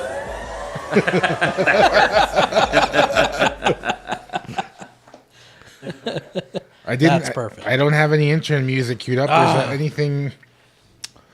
We'll just let Jeff do the thing. Yeah. There you go. Thank you. Yes. And shout out to Primo for sending this over. Big shout out, Primo. Where's Primo's thing? Y'all still having that Primo? He wants to call in on Zoom, he says. Oh, he's here? No, he wants to call in on Zoom eventually. On the show. Oh, okay. Yeah, that'd be great. No, but you have to. You can't let him. I can't see his face. That image you have for Primo. Like I believe that is canon Primo right there. Primo's canon. No changing that. All right. So what is this called again? The Lycan? Lunar Lycan. Lunar Lycan. Lunar Lycan. So let's see. I hope by Lunar. Oh man, it smells. Oh, that's why. So if you think about it, it just hit me like Lycan right at the werewolf, and they got that artwork right there. Which I need werewolves to make that same comeback that vampires did, zombies did. Where are werewolf movies? We had Jack Nicholson as Wolf. We had Wolfen. There was Teen Wolf and Teen Wolf 2. Teen Wolf 2. TOO, not Teen Wolf Part 2. Oh, what's his name? Sir Anthony Hopkins? He was in a wolf movie, He was right? in a wolf movie in the 90s with Michelle Pfeiffer? Something like that? Oh, yes, that's right. Yeah. There was the one in Twilight. There was a wolf guy in there. Yeah, there was a wolf. Technically. I just didn't feel like they made vampires sexy, then they made zombies sexy. We need sexy wolves. Are werewolves sexy though? Is that the same thing? Is that the? I don't know. A Girls vampire love dogs. a vampire has a cape and slick back hair. Wolves is like a dirty dog. Well, I mean, a wolf. A wolf happens in Wednesday. A big part of the ending there. Yeah, that's true. How's the marzipan stout, Jeff? Let's see. It's sweet. It's really sweet. You taste the coffee, the milk. Oh, that's delicious. Like, why would you drink this? This is like, I guess you drink this after dinner? Is a dessert beer? Like an after. It is tasty though. It does feel like a dessert beer. It's really good though. It's like a port. I do feel like you can drink this in the morning. Have it with a little Debbie's cupcake. A little Lunar Lycan with some toast. Coffee Cake Junior. Have you seen that movie? There's a movie called, I think it's called Another Round or something like that. And it's like a French movie. And basically, it's got the guy, he's in a lot of stuff, Miles Mickelson. Oh, yeah. And basically the premise of I think it might have won Best Foreign Picture. The premise of the movie is these guys decide to drink all day long. That's pretty much the premise. They're making movies about that now. Yeah, that's like these are like these guys in Europe or something. They all have like regular jobs, and they all decide they're just going to drink all day long. And they do it scientifically, where they think, okay, I'm going to have one drink at this hour, then wait till my next drink. I'll have a beer here and a scotch here, and they plan it out. And like it goes super well, but then one of them becomes an alcoholic accidentally, and everything goes wrong. Oh, wow. Anyway. It did well at Cannes. You should drink this beer for breakfast. That's the point I was getting at. Another round. 4 high school teachers consume alcohol on a daily basis to see how it affects their social and professional lives. Yeah, exactly. And that's the premise of the whole movie is that they're just going to drink all day. Oh, yeah. Mads Mikkelsen. Yeah, just 2020. I recommend it. It's a good movie. It's a fun movie. Yeah. It's a 2020 black comedy drama directed by Thomas Wittenberg. All right. It's Pop a little Hennigan's. Yeah. You know? What do you think? The JJ? no smell, no tell. Thumbs up to it's Lunar good. Lycan. Yeah, Yeah, I I enjoy could. it. Like you said, it's an after dinner kind of, little beer. So all those judgy Judgertons that are like, why are you drinking a beer? It's only 9 a.m. I was like, because it's Lunar Lycan. And I Lunar like it. It's mostly almonds and milk. Yeah, it's breakfast.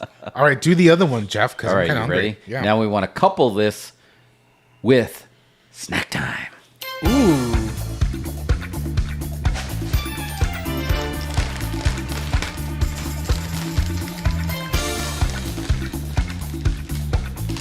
grab your snack time. Yeah, I got one. Times. All right, this is our final wrap snack in our wrap snack series, which is going to be perfect, right? You know, Franks and beans. We got chips and beer. Hard work pays off with this wrap snack from Little Baby, which is the all-in flavor, salt and vinegar, barbecue, onion, garlic, and more. They couldn't fit it on the bag, so they just said and more. So I think this is going to be the equivalent of, I got it on the close-up here. Look at that. Salt look at and Little vinegar, Beta. the worst flavor. Yeah, with barbecue, the best flavor, and onion and garlic, which makes no sense. This is going to no matter what you are, Mario, going through life, remember, family is everything. Stay solid, stay woke, and take advantage of every opportunity that is provided to you because, like they say in life, nothing lasts forever. Inspiring words and crazy chips from Lil Baby. One thing that I've noticed with these wrap snack chips, as we've been trying them, is I think I should have planned this earlier, but the best way really to consume these chips is inside of a sandwich. I bet. Yeah. That's the best method. You're not wrong. Chips and sandwiches. Even if you did the straight bread, which I told Lucha Lotti about the bread chip sandwiches, Jeff, and she also did those. Yeah. It's a thing. Did you do chip sandwiches, JJ? I did chips in my sandwiches, but I never did chip just sandwich. chip sandwich only. Yeah, chips in the sandwich. I mean, I'm not against it. I'm all right with that. I think that I would like to experiment with a chip sandwich, but I would add mustard. Okay. Oh, yeah, that'll work. I feel like you do need some condiment. Because anytime you have a hard pretzel, you have to have mustard next to it to do the dip. So what kind of sandwich it would be perfect. Anyway, I didn't get sandwiches to put this in. That's okay, but we're going to try it. But it seems like it has everything else in there. Maybe it's sandwich flavored in here. So let's get the first whiff. Whoa. It smells like an everything bagel a little bit. It smells like a Chinese food buffet. I'm in 100%. So the color's not going to give you anything away. I'm going right in. You're going in? It smells like dog food. You know, when you're doing a combo plate like this, it was very bold to put oil and vinegar in there, which is salt and vinegar, which is very strong on its own. Dominant. Needs a sandwich. Like salt and vinegar just basically punches you right in the face. I need 2 slices of white bread and some mustard. Yep. Just slow this down. These chips are out of control. Wow. Now, are they selling these specifically to make chip sandwiches out of? Because this would make a good chip sandwich. I think this would make a great chip sandwich. Well, Anthony, our buddy in Miami, there, you were saying that those chips are available in stores there. I've never seen these. I don't even know where you got this box. I feel like you got this box maybe in a trunk, like when you go in the aisle and you're trying to get you go down an alley because I got to get my kid a Cabbage Patch Kid. Turbo Man doll? Yeah, Turbo Man doll. I feel like this is where you get wrap snacks. Yeah. Walk up on the guy and all of a sudden, all right. He's like, hey, buddy, you want some chips? I'm down for some chips. All right. Oh, Mario, savior. So while we're vamping, Mario made some magic and provided some slices of bread. There you go. To make on our chips here. So we are going to make a chip sandwich, so let's stack it. Do it. All right. I feel like this is the only way you can consume these chips. So you got to give it a good press. So let's see if we can get that on the close-up gimmick here. You got to get the good press. There you go. So when you flatten that out, you got to put your hands together in prayer position, like praying mantis. So you got to hear that crunch. Now, mind you, we've got good quality bread here. Yeah, that's true. Yeah, you probably want to use rainbow bread, Wonder Bread. Yeah. Bimbo for all my Mexican friends. Bimbo bread. Well, that's solid. Yeah. HEB should sell like a pack with just 2 slices of bread to the bag of chips. Just taped to the side. All right, sorry. It works. Yeah. I think this is the only way to enjoy wrap snacks. We need to have like an ASMR moment here for the content. Oh, yeah, let's do it.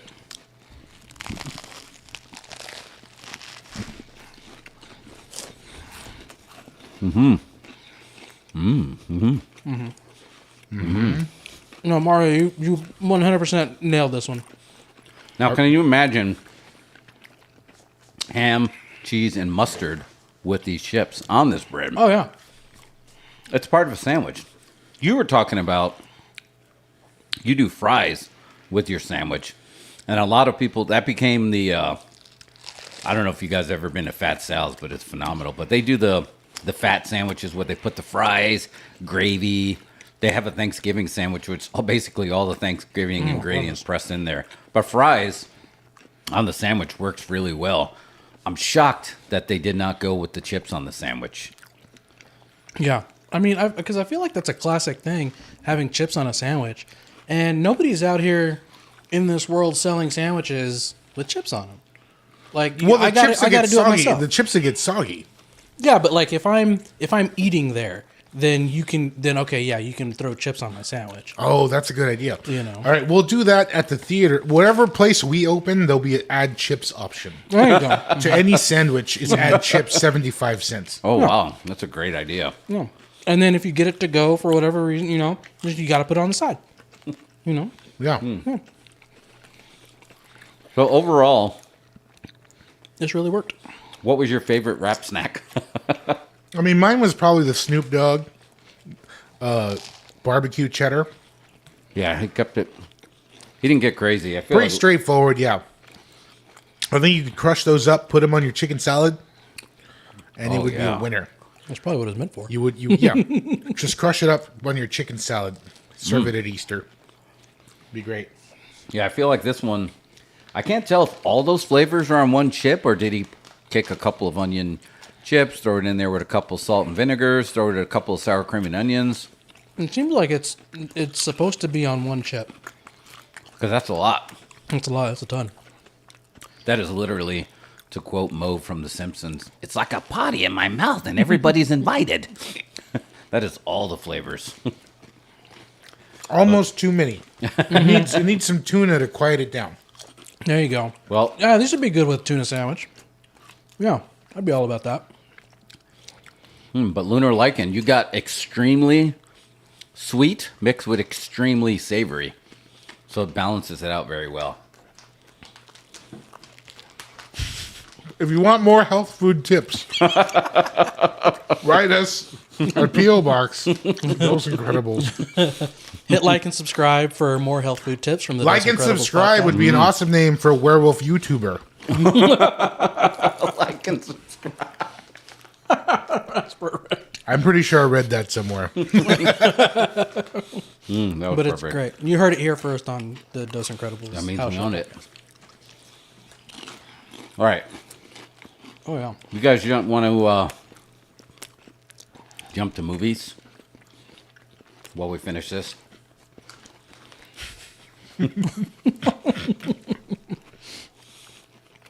I'm trying. The bread did help soak up some of the flavors. 100%. Mario made the right call.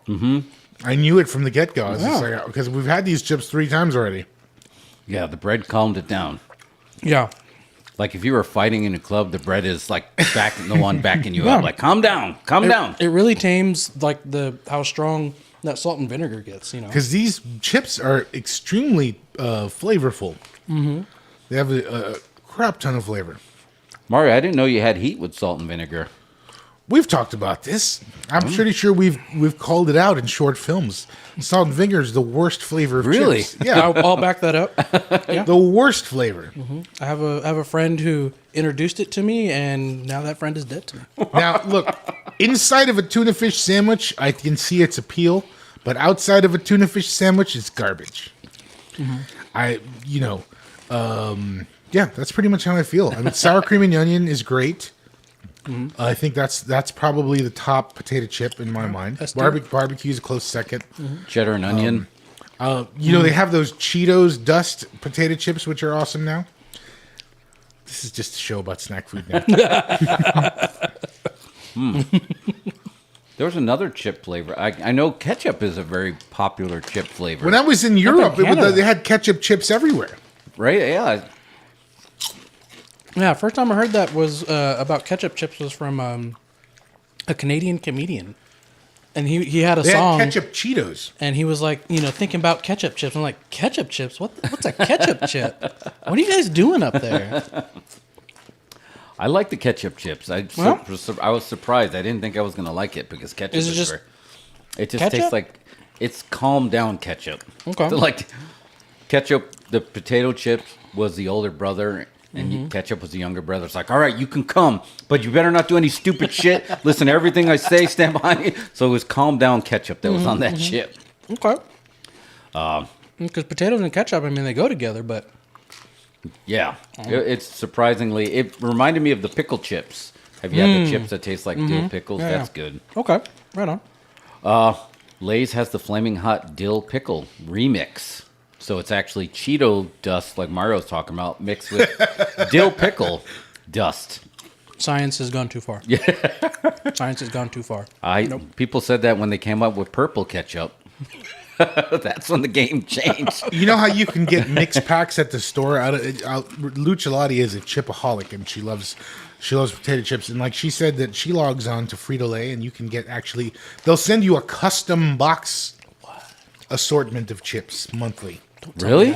Yeah, so sometimes you go to like the store and you see the mix packs. It's like, ooh, these are great. It's got but I hate Sun Chips. I don't want Sun Chips in here. So it's like you can actually just go right to the site and they'll send you a custom box monthly of the chips you want. Oh, you knew that was coming. Monthly chip Right? box. I was like, why don't you just tell us what you want in there? Right. Yeah, because you knew somebody was out there just buying up chips and then, just sending people monthly boxes. And so Frito-Lay's was like, nah, man, that's us. We're going to do our own. Cut out the middleman. All right, I know you guys have heat with salt and onion, but I found a chip that may be worse. It's Oots. You guys familiar with the Oots brand? Yeah, Oots. Oots. This one is called the Crab Chip. Potato chips with Chesapeake Bay crab seasoning. Now, is crab dust what you want on your potato chips?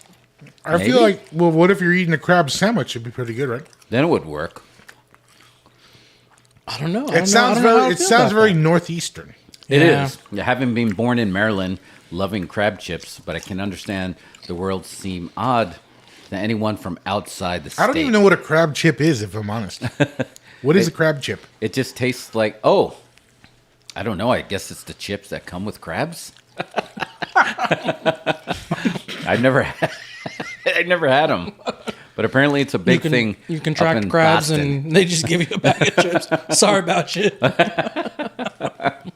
I just think of when I saw this flavor, the famous scene in The Simpsons when they're like, "Oh, you got 2 types of soda. We got crab juice and Mountain Dew." I'm like, "Ugh, I'll take crab juice." I was like, "Oh," I was so hurt by that. I was like, "Why doesn't he like Mountain Dew?" There's a Mountain Dew fruit punch that's out. Oh, need to find that one. After that Mountain Dew voodoo, I was a believer again in Mountain Dew. Yeah. Yeah. I don't care what they do to those teeth in Kentucky, man. I love me that soda. They would have had bad teeth anyway. Can you blame the Mountain Dew? The Mountain Dew had nothing to do with it. All right, so movies, you said? We're gonna No, movies. Right. Oh, yeah, I went down a rabbit hole, though. I found a Sloppy Joe flavored Pringles. I want to try that. I got to try that. Flaming grilled steak. I found Walker's roast chicken chips. Chicken chips? Walker's prawn cocktail chips. Okay. Fucking prawns. All right, I have an idea. Let's change this segment to chip sandwiches. And let's start ordering all these chips. What do you say? I'm down. You wish I will here be it here is, every folks. Wednesday. Folks, you just witnessed history. We Yeah. just changed the segment. This is now chip sandwiches. Lay's has an Asian version that's actually seaweed flavored chips. So I for can work anyone that. who've had to withstand how disgusting dried seaweed is, I Have you ever eaten those Yeah. dried seaweed things? it tastes Like nothing. sushi? Like I could do it on sushi. wraparounds? I think that's what throws me off. On sushi, it's kind of It's soft. kind of got like a different flavor though. Yeah, Oh, you're right. okay. It's got like a different texture and a different flavor kind of. So, but if you can get into it, I imagine sushi chips or the seaweed chips are probably really good. They were good. These All chips right. solo are tough to handle. They really are. Like I had to stop. Needs a sandwich. It does. It needs the bread. Lay's also has another Asian flavor that's rock hot chili squid potato chips. That's too many words. It is really too many words. It's like, pick a lane, bro. What flavor are you? Rockabilly squid? What? Rockabilly. Rockabilly squid, rock hop, moon I think you're right, JJ. I think science has gone wild. has gone to Like like people don't believe in science anymore. We don't need all these flavors but of the chips. It's potatoes. Just give us potato with sour cream, potato with cheese. But I can understand like because like Japan's always got some wild flavors for everything, but like sometimes they have like these easy flavors like there's like I think they have like a strawberry Kit Kat and I'm like how come we can't get strawberry Yeah, Kit Kats? and they're good. You know I'm like They're really what's good. yeah They had like, some gingerbread Kit Kats at work. What's the Asian For market Christmas. here in town? H H-Mart. There's H-Mart and there's a World Market I think off World of Palmer. Market, We yeah. need there's to go to H Mart, kids. You know about this? H Mart has like karaoke and dollar beers. What? and they have an amazing cafeteria. Yeah. So yeah. They do karaoke Cafeteria. nights and they sell dollar bottled beers. Yeah, H-Mart's a spot. Let's Damn. go do a podcast up there. What do you say? Oh, that'd be great. I I'm just in. go for the cool snacks. I didn't know they did all this. Yeah, I'm inviting myself to the next podcast. You're invited, At the JJ. You H-Mart. can just show. You can just show up. Is this like a speakeasy? Like I only saw It's groceries just at there. the grocery store. Well, honestly, I haven't They have- checked it in a while, but like oh man, I just adjusted the thing. The if you look on the H Mart ad, or I used to check the H Mart ad, and it was they'd advertise it every week. Yeah, All right. I imagine it's in where they have all the restaurants and everything. Okay. And yeah, it's really good. Like all those restaurants, they've changed since I've been there last. I think COVID did a number on a lot of people, but still, like I can't imagine there's not just quality restaurant after quality restaurant hanging out in their food area. They got good food Yeah. and they got cool snacks. Yeah. So I'm in. Oh yeah. All right, that's the end of snacks. Yeah. A solid H Mart ad, guys. Tag him in that short. Right. I'll be expecting my check. That's right. Before we go, though, I think we got to give a shout out to Primo. Excuse me. Got some of that everything dust in my nose. Yeah. The beer that I remember the most that now I'm actually seeing popular, so I'm going to call it my Beer of the Year award, is going to be the Smoosh.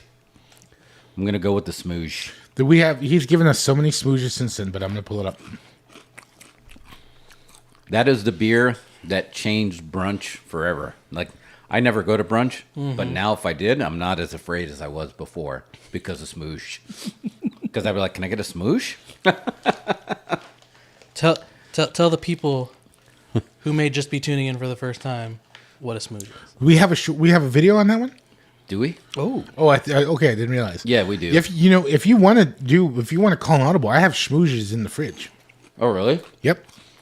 I saw that and I wasn't sure. There's a bunch of smoozes in the I fridge. wasn't sure I should pick that up. I wasn't sure what it was. Let's save it for. All right. We'll have a whole spot, and JJ will be welcome for the Sweet. Smoosh. I'm in for smoosh. That It sounds tastes weird. like a smoothie, but it's beer, but it's seltzer, But it's breakfast. but it's Oh. breakfast. You know, when you have a beer and they say pulp or no pulp, you're in a different stratosphere.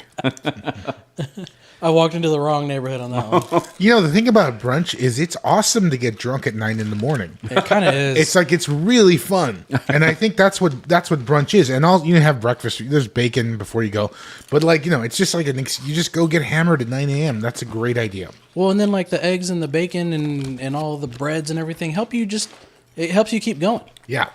And then if you're getting drunk at 9 a.m., it's likely that's kind of a hair of a dog kind of thing, and you're picking up from last night so that you're not just overly done the next day. Well, I think it's not only hair of the dog; it is hair of the dog, but also you got to work on Monday, so you want to get drunk as soon as possible so you can sober up for work. So you drink at 9 a.m. So by 6 p.m. you're showering for work. It's okay. Maybe you'll crash early because you got drunk at 9 a.m. and ate a bunch of pancakes. But like, I think it's a great idea. I think brunch is a great idea. Whoever came up with that, it's an awesome concept. I hope they're a millionaire. I just like it's just sometimes I'll be drinking I drink at my house. No, folks know this, and I'll have like a drink poured that I didn't drink the night before. I just left it. I forgot about it for whatever reason, and I'll get up at 7 a.m. and there's like a full drink there, and I'm just like, oh, awesome, like breakfast drink, aged to perfection. I can't throw it away. I'm not gonna throw it away. No, future Mario is getting taken care of by past Mario. Yeah, I love that. Just setting yourself up. I'm not. You're gonna have it. Yeah. Don't go wasting these things. Anyway, that's hilarious. Y'all don't have drinking problems. I'm just realizing this.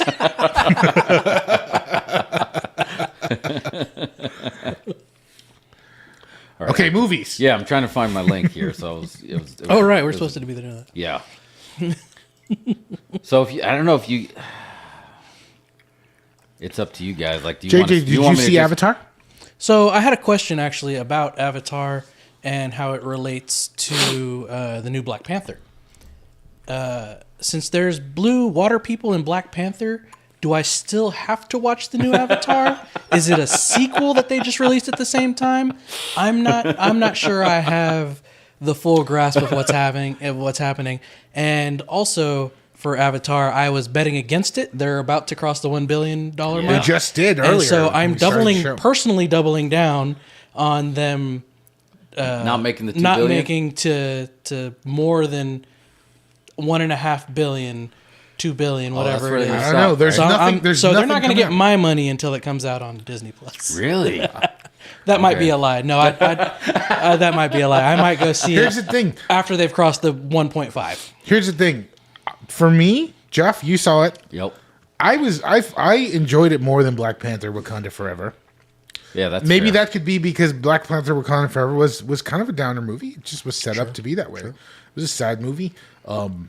This movie, it's not perfect, but when it gets good, it's really good. James Cameron is probably the best action director of all time. He's not the most stylistic action director. He's like a John Woo or something like that. But like he, what are you talking about?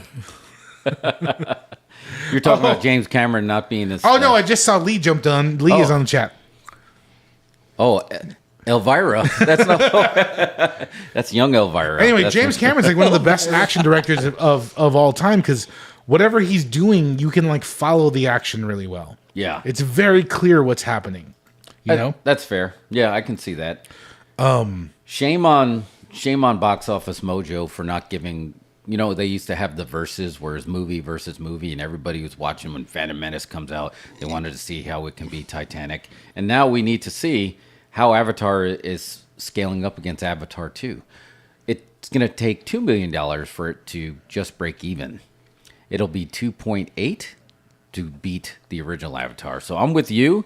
It's not going to beat the original Avatar, but I do think it will hit that 2 billion mark. Now, does it need the 2 billion to break even because they spent the money for Avatars 2, 3, and 4? That's a good question because, again, we're just going off James Cameron. I feel like this is the loosest James Cameron we ever had, and he's just throwing all this stuff, and he doesn't have a handler. He's saying whatever he wants to say.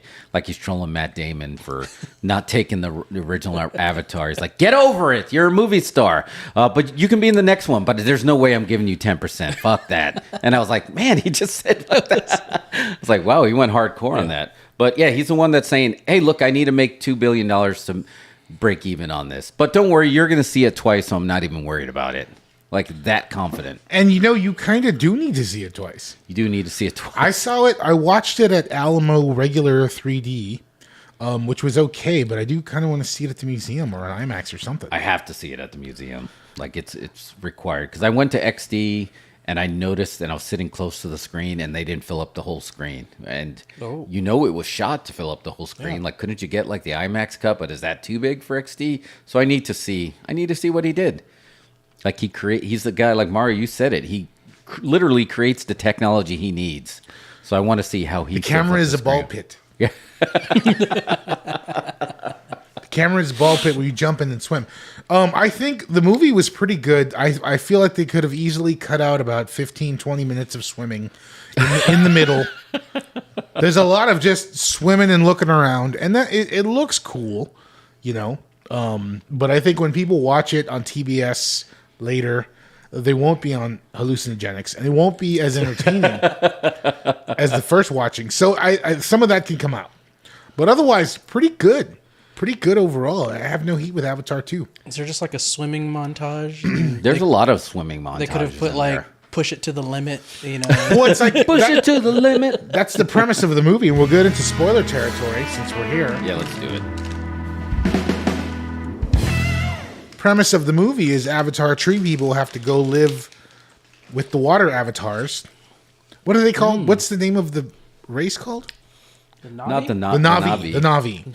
They have to go live with the water Na'vi, so they have to learn the way of water. Hence the title of the movie. So they're learning to swim, deep sea dive, hold their breath, all that stuff. And of course, like the water Na'vi have super strong forearms like Popeye. And like they also have super strong tails. Yeah, for swimming.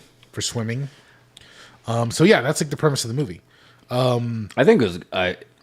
We talked about this. This movie, he found a way to get Avatar, Titanic, True Lies, and all his documentaries, and put them into Avatar: The Way of Water.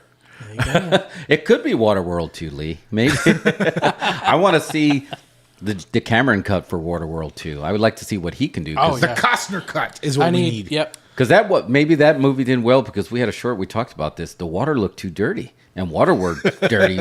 Water was really dirty because there was all that oil mixed in there. But this water was beautiful. It was I did have some notes for Avatar 2. I mean, it's not perfect. No. So it just like I texted you this immediately because it just kept popping in my head. It's just like there's a character called Spider, and he's a feral kid. Yeah. He's feral. He just grows up at the lab, and he's feral. He was too young to go into a cryogenic chamber to get sent back to Earth, so he had to stay behind. So he's dressed like Tarzan the whole movie, or I guess he dresses like the Na'vi. He's got the loincloth. Oh, is that the kid you see in the trailer? Yep. Okay. And he described it well. He's like, he's the stray cat for this family. He doesn't talk like a stray cat, though. He talks like a normal guy. He does, yeah. He doesn't have a gimmick. No. He just talks like a normal Doesn't have like a missing eye or a missing... Well, he's not... It's like, you think if he's feral, he'd talk like in some weird way, like Nell or something like that, you know what I mean? But like, he just talk. He's like, hey, what's up, bro? How you doing? You want me to go? You know what I mean? He doesn't do anything different. Anyway, I just thought that at some point, somebody... because he gets picked up by the military folks, and they've got him, and he's with them for the majority of the movie. I was like, somebody would have offered this kid some shorts or something at some point. Because he's in the loincloth the whole time. And especially because he's with the military guys. Like some cargo shorts or cargo pants.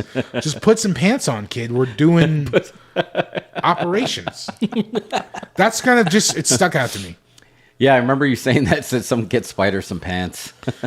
Did you feel like I know I was reading about people having their intelligence insulted by the way he eliminated captions, getting rid of subtitles. I thought it was perfect. Yeah, he was just... It was a perfect way to get rid of subtitles. So, JJ, this isn't a spoiler. It'll just save you having to like, what the hell's happening right now? The character's talking. He's like, yeah, I've been learning this language, and now it just sounds like English to me. And then the captions slowly disappear, and then they just all are talking in English. Oh, okay. That's a cool way to kind of flip that. Yeah, he just got rid of it, so you. I mean, they did the same thing in The Hunt for Red October. They did the exact same gimmick, and Cameron just copied it, and he's doing it. It worked fine in that movie. Nobody had a problem with it. Yeah, I was reading that people were insulted by it, and like, did you want to spend the whole movie? Right. Like, you're fine if it's an international movie and you're kind of going into it subbed or dubbed, but like when you're not expecting it, is it a pain to have to read it the whole time? I guess. I feel like a lot of people can't be just bothered by captions, and I've got captions on everything I watch. I got captions on all of it. Why not? Do you not like reading? Are books not okay for you? That way, people like me. Why don't you read? I am reading. I'm reading my movie, ass. Yeah, I got captions on everything, man. It's fine. I'm ready for. Again, I'm ready to see it again. Yeah, I know. I don't think you should. I think JD. I don't. Again, I'm not. I'm not saying this is the greatest movie ever made, but I think you will appreciate it more on the big screen than on the smaller screen. 100%. Yeah, because that's going to be the parts in the middle where they're just swimming for 20 minutes. Yeah, is not going to play great on TV. No, sure. Yeah, no. Yeah, I'm even struggling to remember if I ever saw Avatar outside the theater. I know I've seen it at least 3 times, including like a re-release in the theater. I don't know if I ever went and saw it on a small screen. Yeah, I've watched it twice in theater, and then there's just no way you can watch it on the small screen. No matter how big your personal, just no.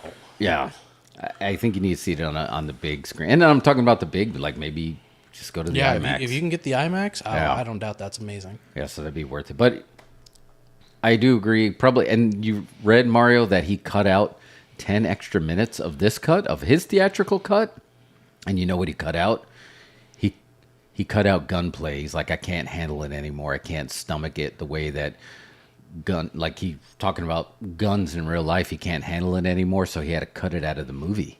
And he's like, and this is coming from the guy that made True Lies and Aliens and Terminator. He's like, it's too much, and I had to cut out. And honestly, it didn't affect, like, I didn't even notice. I'm like, really? He's like, because it's still, obviously they're trying to take the Na'vi out with their weapons, so there's guns in there. So I didn't feel like, I was like, man, he must have had a lot of guns. Right. Probably, and he's into guns. He's looking back going, this might be excessive, just on a regular level. Lee is calling out Sean Connery's accent from Hunt for Red October. Was it awesome? Was it good or bad? What was my accent? Father from Moscow, mother from Glasgow. That sounds like the beginning of like a song joke, like you're about to sing in a pub. Beatles song. Right. It's been a while since I saw The Hunt for Red October. It's been a little bit, but I'd still... do you want to jump to more movies or anything more to say about Avatar? Yeah, you want to go down the list? Avatar was pretty good. I'd give it 3 out of 5 stars. I think it's worth watching. Well, again, it just crossed 1 billion. If it wants to beat regular Avatar, it's going to need 2.7. So it's still got a ways to go. There's no way they hit the 2.7, but they could get to 2 billion. Yeah, once it hits 1.5, I'll go give my money to help them cross the 2 billion finish line. That's fine. It's funny, though, when you go see Avatar, half the people in there are on hallucinogenics, and the other half are there with their kids. Who wish they were on hallucinogenics. Just don't switch up the candy on the kids, and you'll be fine. Wait, whose gummy is that? I spilled my gummy. Don't pick it up. Yeah, nope. So we'll just read through, and I think we kind of read through these one of our shows last week. These are 2022 movies. Top Gun Maverick is the #1 movie of the year. Is Top Gun Maverick going to win the Oscar? Oh, Oscar? Best Picture, Top Gun Maverick. What do you think? You know, why can't we just switch it up and Top Gun Maverick gets the Oscar? I think it's going to win the Oscar. Like, really? What else do we have out here? I think in this world. I think Oscars is all about momentum. It's not really about what's the best movie. It's all about like pop culture momentum. And I think that movie, they would love to put it over so everybody forget about the fact Will Smith slapping Chris Rock last night and they gave him an Oscar after that. Scientology, taking care of Scientology. Yeah. Is that what's happening? Yeah. It's very possible. They need to protect their show. They got to protect their mania. Protect the gimmick. I'm disappointed that I think one of our commenters on one of our videos, I think he's right. RRR should be in the running for Best Picture, but it's probably only going to be limited to Best International Picture. See, and it should be in the running for Best Picture. Exactly. Period. I feel like there's probably a lot of times when they're protecting themselves, and so they put the foreign films in the best foreign film category. Right. And like, no, but did you actually watch RRR? Because that is the greatest piece of action cinema I've ever seen. Yeah, I think that would go a long way to like change again. To expand, like the NFL stands for National Football League, and they're going to Germany, and they're going to the UK, and then going to Mexico. They're expanding. There's a bigger world. Germans. Well, what are love going to be the best football. picture nominees this Germans year? love football. What do you think the best picture nominees will be this year? Oh, let's see. 10. They picked 10 or 8. Yeah, they expanded it. It used to be 5, and now they go up as. I much think as Glass 10. Onion will get it. That's going to be interesting, and I meant to watch that. Glass Onion is yesterday. fantastic. It's I heard probably it's easily one of the best movies. It's easily the best movie number Netflix has ever done. 3 movie on Netflix of all time for the most streaming hours. Yeah. So, I think they're going to be in there. I think Everything Everywhere All at Once might get a nod. Oh yeah. Yeah. I think that one might. I think get a, that'll should be. get a It's nod. going to come down to that and Maverick.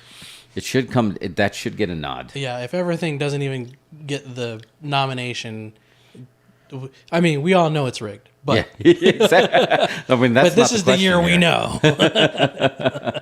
I'm trying to see like what other Oscar bait was out there this year. Well, Will Smith's Emancipation won't get it. No. We know that.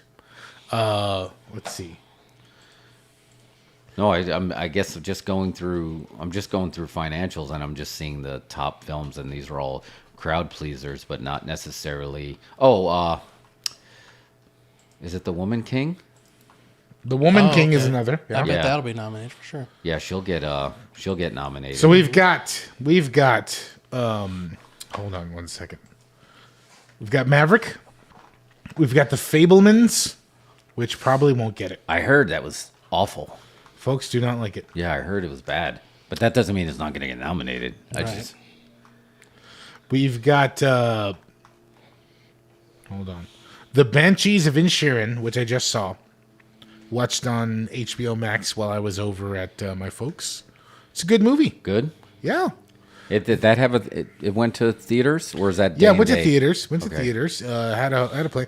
I guess it didn't do too well, but it's a good movie. It's about what if your friend decides he hates you now, doesn't want to talk to you anymore. That's pretty much the premise of the movie. Oh, that's right. That's what the Colin Farrell and Yeah. Oh, okay, I yeah. gotta see that. Guy says, "Don't talk to me anymore. I don't want to be friends anymore." I love that. yeah, yeah. Oh The man, I guy's like- forgot about that. Yeah. That's on HBO Max. That's on HBO Max now.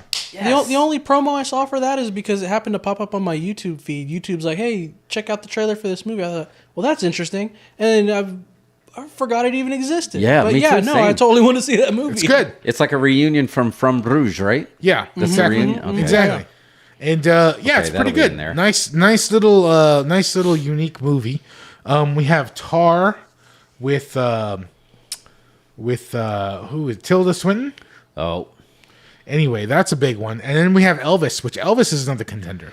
yeah. They I would think love to Elvis give it is to gonna be Elvis. in there. Yeah. I think they would. Yep. And I honestly, and shame on me for not watching it. I know it's on HBO Max, but he hosted the finale of SNL, and I was like, and he kind of won me over. I was like, okay, this guy, he might have legs. We might be looking at somebody who's going to be around for a long time to come. And it made me like, okay, I really needed to say, okay, I'm going to watch Elvis. I'm as real as a donut, motherfucker. Yes. That's the best line. He has the best line in Once Upon a Time in Hollywood. Oh, that's right. That was him too. That was him. Wow, because if you watched him on SNL, you would have known that. Yeah. That's acting. So Elvis is probably a big contender.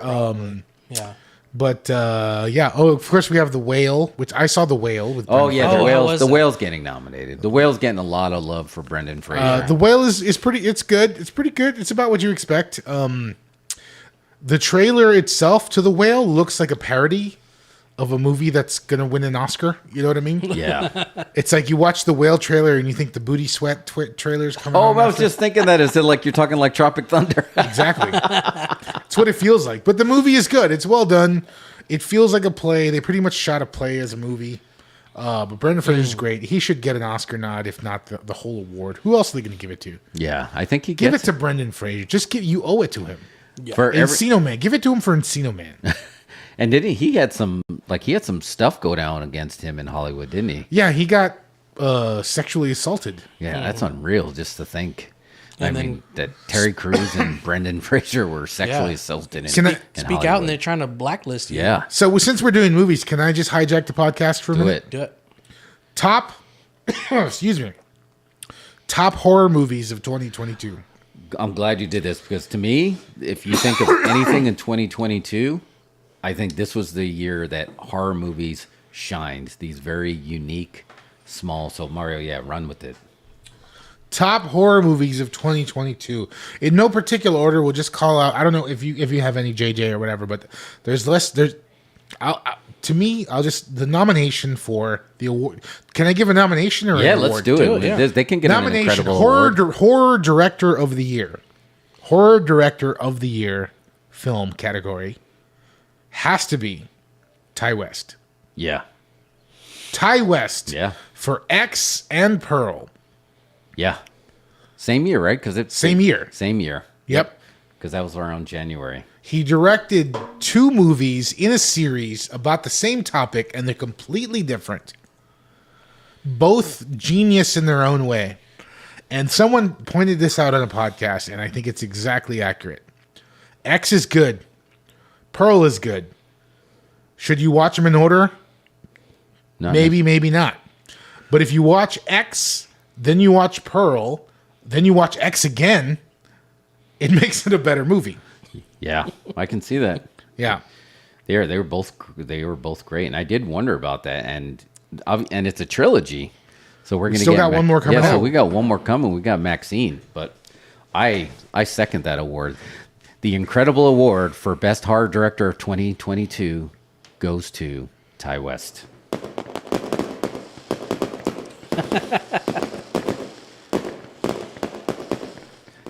And that's saying something in a year that had probably the second best horror movie of 2022 with The Black Phone. It was so freaking good. Mm-hmm. So good. Yep. Like, to not be the best horror movie. Because that one, again, that just captured that eerie 80s, Stephen King feel, but then very realistic, but then the trapped horror and then a little bit of the Silence of the Lambs. And Ethan Hawke, wow, crushed it. This 2022 was Ethan Hawke's year.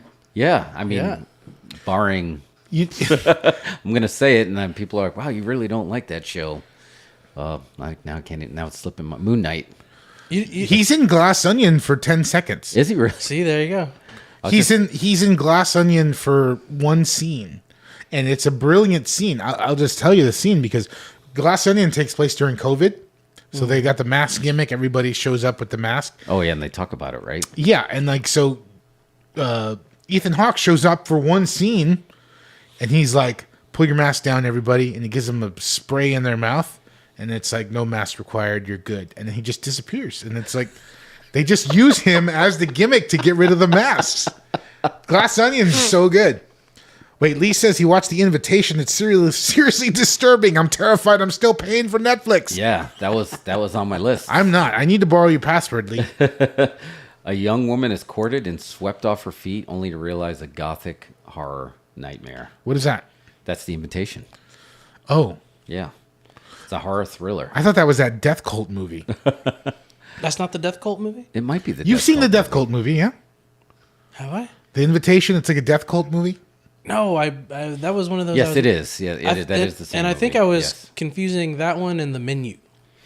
Oh, yeah. Very similar. Yeah, similar vibe. Because I feel like similar vibe. They got promoted at the same time, and I was like, wait, which one is... I feel like you can definitely couple those together. They, ironically, like in Menu, you got to pair these things very well. I think they pair very well together. Here's my nomination award. Dundee goes to Best Sleeper Hit horror movie of the year that you should actually kind of watch because it's not great, but it's also kind of genius in a way. Award goes to Terrifier 2. Terrifier 2. Remember, we used to talk about this back when we worked at the B2B marketing company, and it's like slashers are coming back. Slashers are coming back. They're gonna do it different. This is them doing it different. It's just it's a different spin on a slasher movie, but in a way, kind of the same. It's way. It invented its own genre. You know this? Terrifier 2 is the first super slasher. I think they were calling it that's a good way to call it. Super slasher or uber slasher, mega slasher. It's a 2.5 hour slasher movie, and it's ultra violent. It works really well. It's definitely worth checking out. I wouldn't say it's not top tier. This is definitely grindhouse filmmaking, right? It's not. This is not going to win an Oscar, even though they submitted for an Oscar for this year. Of course, they did for them. That's awesome. but if you're a fan of slasher movies, this definitely reinvents it, and it does something different. I can't even put my finger on it what it's doing, but it's doing something different. Yeah, they had the filmmaker at Kevin Smith. If you go to his live stream channel, he has the Smod Castle Cinemas, and they did a Terrifier 2 back to back, and then they did a Q&A with the director afterwards, and he talks about everything he did to get that movie done. As people who've made films, you should watch that stream just for that, like listening everything he went through, the money he had to borrow, and then now how he changed it, where here's my prediction, and we can stamp it 2012, 28, 2022. Terrifier 3 is going to do bonkers business. It's going to do great business. Terrifier 3 is going to do bonkers business, and they'll probably have still a relatively moderate budget. It'll probably be $1 million. Yeah. It'll get over 2,000 theaters, which is tough for something hard R, right? Yeah. Yeah. Think about this. We're just tip of the iceberg in 2022 for this beautiful horror resurgence we had in the year that Scream came back and Halloween ended, and those aren't even near the top of this horror renaissance that we're going through. I think I am on the you, for sure. IPs, you got IP fatigue. I think IP is struggling in the horror genre. It is, yeah. Well, I mean, not too bad, right? Because we got Scream 6 coming in just like 2 months. Well, yeah, they need to be thanking Jenna Ortega in advance for that. But yeah, you're right. I don't think it did bad, but would you put either one of those in the top 5 horror movies this year? Well, I don't. Here's the thing. I'm kind of on the Halloween Ends reversal train. I kind of want to watch it again. I watched some of it again, and I've heard there's another cut out there that explains everything a little better. I'd really like to see the extended different version of that. Yeah. I mean, I didn't dislike it, but I think these other ones stood head and shoulders. To me, Halloween Ends didn't work because the trailer was stupid. Oh, that reminds me, and I got to bring this up because this is relevant to what you're about to say. Somebody sued a studio for a trailer for false advertising, and they won. Yeah. What? So now, if a studio swerves you with a trailer, they could be sued and held liable for false advertising. And talk about there's no bigger false advertising than the Corey Cunningham story. I'd go see the Corey Cunningham movie by itself. Different from Halloween. They could have got sued because you're like, wait, I thought this was a Halloween movie, but it's a Corey Cunningham movie. I would like to see what the original version of that movie was supposed to look like, because I don't think we got the true cut. No, we got something else. Somewhere it went wrong. David Gordon Green's a good director. We've talked about this. He's a great director. I don't think that he would have screwed it up that bad. I think something got amiss, and I think there's probably a good cut of that movie somewhere. Well, it wasn't a bad movie. I think just people. Just think of that feeling when you're like, oh, that's a peanut butter jelly sandwich. Can I take a bite? And then you bite a delicious tuna fish sandwich. What is your brain going to say? You're very confused right now. Yeah. Oh, yeah. Because it's nothing, no heat against PB&J and no heat against tuna, but I was expecting one thing and I got something completely contrasting and it just threw off the whole flavor profile. And now I need to see your manager. But yeah, I would be down for that. Speaking of IPs, he's become his own IP. He's becoming a little bit of a horror Quentin Tarantino. We got Nope this year. I think Nope is going to be nominated for an award. I'm throwing that out there. You think Nope is going to be nominated? I think it could get in there. I think folks dug it. That movie, I like a lot of that movie, and some of that movie I don't like at all. It's I don't know. Some of it I think is going to it's going to last, I guess you could say, but I don't know. I'm still on the fence. I'm going back and forth on that movie now. You need a rewatch. I've watched it like 2 or 3 times now, and I really love the setup. I don't know that I love the payoff. Okay, I could see that for sure. Yeah, I can see that. Yeah, I think they could have did a whole movie just on the crazy chimpanzee, and that could have been a film. Yeah, for sure. Yeah. Like that's a cousin to Monkey Shines, an experiment in fear. Yeah, I think that would have worked Yeah. really well. But I think Jordan Peele has that Quentin Tarantino. His name over the title now means something, and you'll go see the next Jordan Peele joint just because his name is on there. Oh yeah, for sure. I think the movie that is probably not going to be in Best Picture conversations, but absolutely should be, because I thought it was one of the best movies of the year, is The Northman. Oh yeah, There you go. and I did finally watch it, and I can tell you why I probably wouldn't have. It's just the ending was too real. The finish. The finish was too real. The finish was like real. It's like you stuck reality in my fantasy. I think if that makes any sense, because I mean it was well shot and well cast and everything about it, but like the ending that you want, and they were clear as day. It was not a swerve.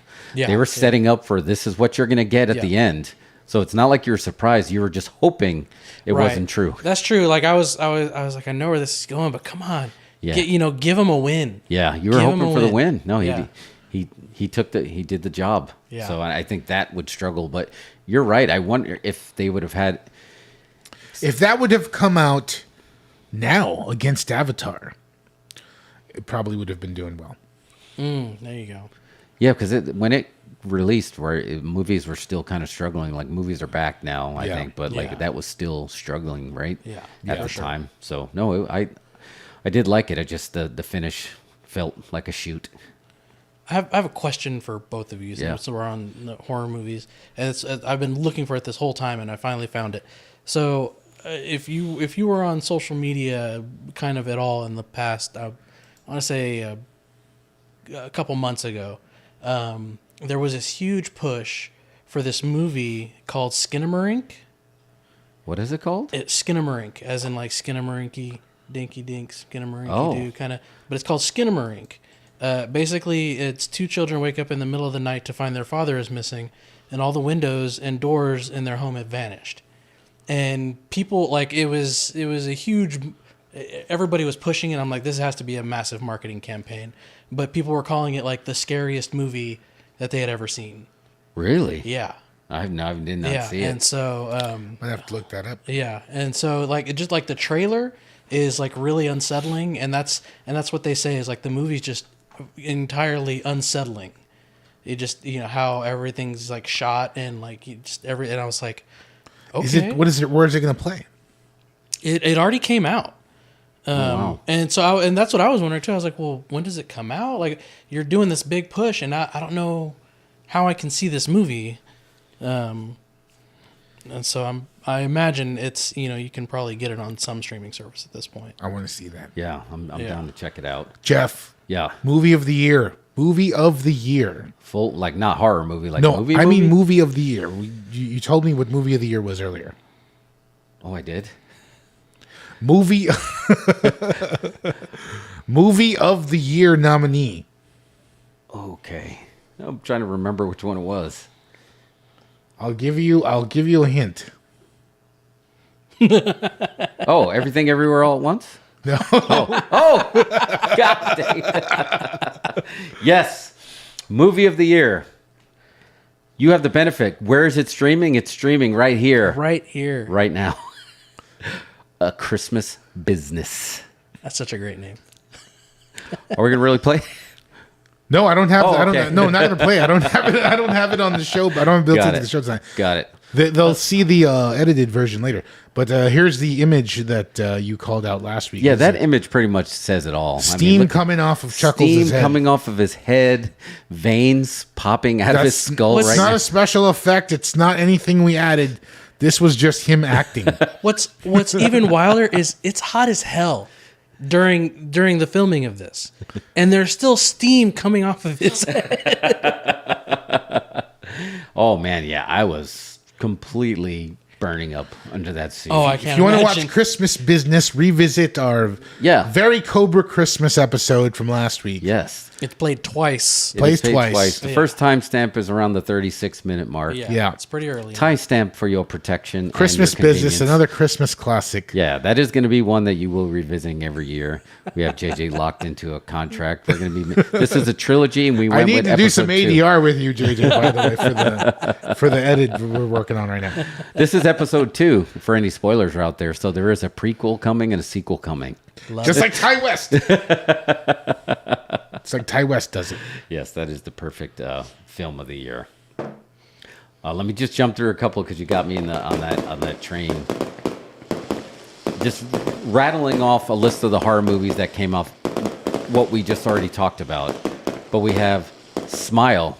I think they put Violent Night under there. I don't know if you consider that horror, but I mean, that's definitely action. But it was a great movie that nobody saw coming, and now you'll watch every year. The opposite of what you're talking about, feeling unsettling, Bodies, Bodies, Bodies is the fun date movie that turns into kind of a weird horror mystery. TikTok horror movie. TikTok horror movie, that's pretty much. First one of those, yeah. I did not get to see this, but I really wanted to see Bones and All. And it just fell out of the theater so fast that I didn't even get a chance. And it might still be there, but there's so many movies I need to go see. It's not there. It's on digital already. It's already on digital. I wanted to go see it as well. Yeah, I missed that one. We talked about Halloween Ends. We got a Jeepers Creepers Reborn as a Fathom event, and it just went without any pyro, any ballyhoo. And I feel like Jeepers Creepers, he's pretty a known IP. Look, here's a hot take. Once you commit sexual assault, you're done. Your movies will not get over. Oh, I thought he was done with it though. Is he still part of it? It's still his IP, isn't it? Oh. He created it. He's not involved with it anymore, but I mean, it's his thing. Yeah, so it'll always be stained. I think by so. that. I Okay, think fair that's the enough. end of Jeepers That's why I Creepers. didn't get it. What about Orphan First Kill? We got that prequel from Orphan. I heard that was good. Yeah, I I heard heard it was things really as well. good. Yeah. We got Prey, the prequel to Predator, which is probably one of the best Predator movies. there Probably is. the best Predator movie Yeah. since the first Predator movie. I think that was phenomenal. Man, that was this year. I want to say I watched this movie, Choose or Die. Did you guys watch Choose or Die? What was Choose or Die? Choose or Die, after firing up a lost 1980s survival horror game, a young coder unleashes a hidden curse that tears reality apart, forcing her to make terrifying decisions. That sounds familiar. Yeah, it's a little bit of I thought it was a comedy. Maybe I shouldn't have been laughing. But Choose or Die, that was in there too. So, I mean, that's pretty. And then we talked about Terrifier as well. And probably the scariest movie for all the wrong reasons, Morbius. It's Morbin time. It's Morbin time. time. I'm going to give an award for the most disappointing movie of the year for me. The most disappointing movie for me had Idris Elba in it, called Beast. That was so disappointing. I really thought Jaws on Land with Idris It wasn't Elba. good. It looked so good. No. I didn't think it looked good. I thought it looked good, but I was like, this is a short movie. Like, this is a short movie. You give me 30 minutes, and this is a good movie. And anything past 30 minutes is like, what are we doing here? Well, yeah, you're pretty much right. It probably should have been a lot shorter. But I can save you guys some heartache watching it. What if Robert Shaw as Quint would have gotten in a fist fight with Jaws before, instead of like, no, I'm not going to let you eat me. I'm going to fight you. It takes away a little bit of the terror, right? Yeah. Because, like, shouldn't you, like, if you were going up against a rabid lion, how long are you really going to last? I die in the first 5 seconds. This felt like it was as long as the fight in They Live. I was waiting for the lion to say, put on the glasses! I was like, when is this fight going to end? How's this fight not over already? It was longer than the They Live fight. So that, to me, was the most disappointing film of 2022 was Beast. Wait, so does he get into like a fight, like a fist fight? Yeah. Like, is he think he's Vin Diesel and he got into a fist fight with a lion, with God, essentially? Yeah, exactly. He got in a fist fight with God. Yeah, it was just like it. Oh my gosh. It really takes you out of it because it shouldn't have lasted that long. No, it should not have lasted that long. It lasted way longer than it needed to. Let me just rattle off real quick. Let's just give you the top 10. 2022, you had Top Gun, Black Panther, Doctor Strange, Jurassic World, Minions, The Batman, Thor, and Avatar is already number 8 for the year. For some reason, Spider-Man from the year before is in there, and then Sonic.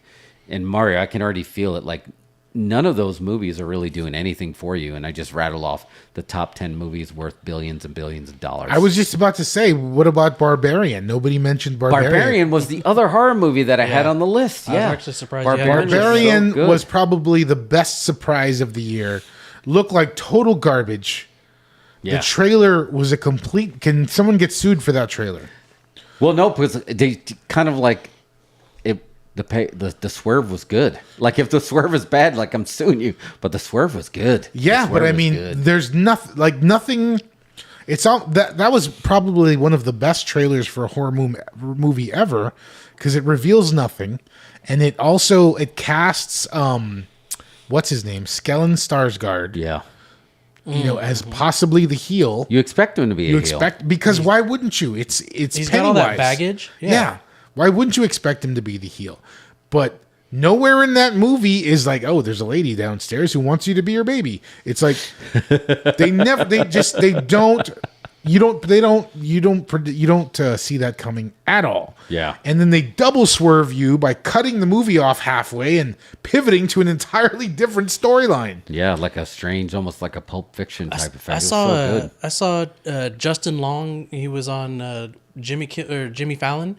And so they were talking about the movie, and then from what they described and what y'all described, I was like, they're swerving. Like, they're just throwing a swerve. And it was beautiful. And like, holy cow, like, people are going to go to this movie thinking one thing, and they're still swerving people. Yeah, Mario, you put it best. Like, the trailer for Barbarian, it's like, that's the first 10 minutes. And that's it. And then you'll never see anything about it again. Yeah. And you have 3 encapsulated stories in there. So, yeah, that should have been at the top of the list, right up there with Black Phone. I think this year had better movies that were not part of any IP, that were just independent movies, than not. The IP movies didn't do too well. Thor. I think everybody was disappointed in all those movies that I just listed. You had a lot of people that were talking about how disappointed they were in that, right? Yeah.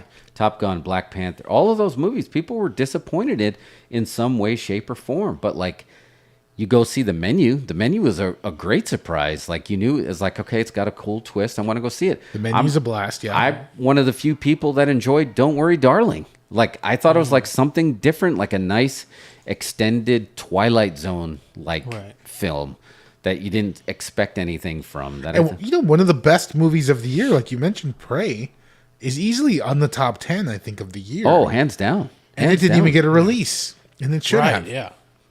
Yeah, I hope Amber Mint Thunder is a star. Please put her in more stuff. Oh, yeah, you want to see more of her. I hope Hulu got tons of subs for that, just to make it worthwhile that you want to see more. It got a lot of love. Thank goodness. Like, everybody, like, hands down, it did really well. Yeah. But this year, I mean, talking about IPs, Fantastic Beasts, that was like number 20 for the year. Didn't even crap, 100,000. I mean, IPs struggled this year. I know you weren't a huge fan of it, Mario, but even Bullet Train, that's on Netflix, I think it's doing really well right now. It's doing well, and I just didn't think it was the greatest movie ever. I mean, I love seeing an original premise for any movie. Yeah, so that helped. Black Adam, people are very obviously that changed. He was right. The future of DC has changed forever because of Black Adam. Just not in the way anyone expected. And did you folks not see? Did y'all not see Fresh? No, I did not see Fresh. Speaking of top horror, you didn't see Fresh, top horror films of the year? You got to watch that one. Do not watch the trailer. Do not read about it. Where's that at? It's on Hulu. It's on Hulu. It's got the Winter Soldier is in it as our romantic lead. And it goes where you do not expect. Let me just tell you this. This is not a spoiler. The opening titles come like, I want to say half an hour into the movie. Oh, man. I love when movies do that. So there's a huge setup before it takes a turn, and you're just like, oh, this is what this movie is. You should watch it. I think Again, you'll enjoy it. It's one of the top horror movies of the year. And there's so many movies out that, again, how did I not see this? How did I not know about this? Why did I not know about this? Oh, and I got about 45 minutes into Yule Log, maybe 30. I gotta watch the rest. I was watching it. At my no one parents' saw house. it. Did not expect that. Oh, great! It's great. It's great. I like that. Is I want to make the Yule Log movie. That's perfect. Oh yeah, I'll watch that every year, hands down. That's honestly the premise is a lot like what is it? I'm Not Effing Dead, the one you wrote. Yeah, it had a little bit of that vibe. It's pretty in close there. to that. I was very happy with it. I'm surprised it didn't get. Apparently that they got accused of ripping that movie off another movie, and it's on Twitter. If you follow the hashtag, it was in there, and that was a little disappointing. I was like, man, I hope that's not true, because it was done really well. This will blow you away. This was the year that The Unbearable Weight of Massive Talent came out. Does that not feel like that feels like years ago at this point? Well, yeah. I mean, that one didn't make a whole lot of noise, but it's an awesome movie. Yeah, it's really good. There was again a lot. Some of the best movies didn't make a lot of noise because people weren't going back to theaters. We were back in the theaters as soon as we can get back in theaters. So a lot of people are in for some surprises. Like I think Pray for the Devil it brought back a very 70s horror feel. Like I went and saw that in the theater, and I thought that I enjoyed it. I was like, okay, this is good. Right. We had Smile, which I loved. It just didn't stick the landing, but just getting there is still a fun journey. Smile. So again, non-IPs did really well. I think Smile benefited a lot from the way it was shot. I watched that on Paramount not too long ago. The cinematography is very... It's just done the best way I can describe it. It's done to look as if they did it on a phone. To me, it's got the Instagram look the whole movie. But yeah, I can appreciate that one. It was all right. I can see that. Yeah, I think that added a little bit to the charm. And it's a light lift. You can go to the theater. That's a great date movie, and just like in. If it would have stuck the landing, people would have been talking about it afterwards. But the viral marketing campaign and the trailers about it, I think, carried that movie through. Yeah. And you'll be ready for more smiles. Low budget movie made a lot of money. Yeah. I think this was the year that, again, what we predicted of the takeover of anime, like going to see Jujutsu Kaisen 0.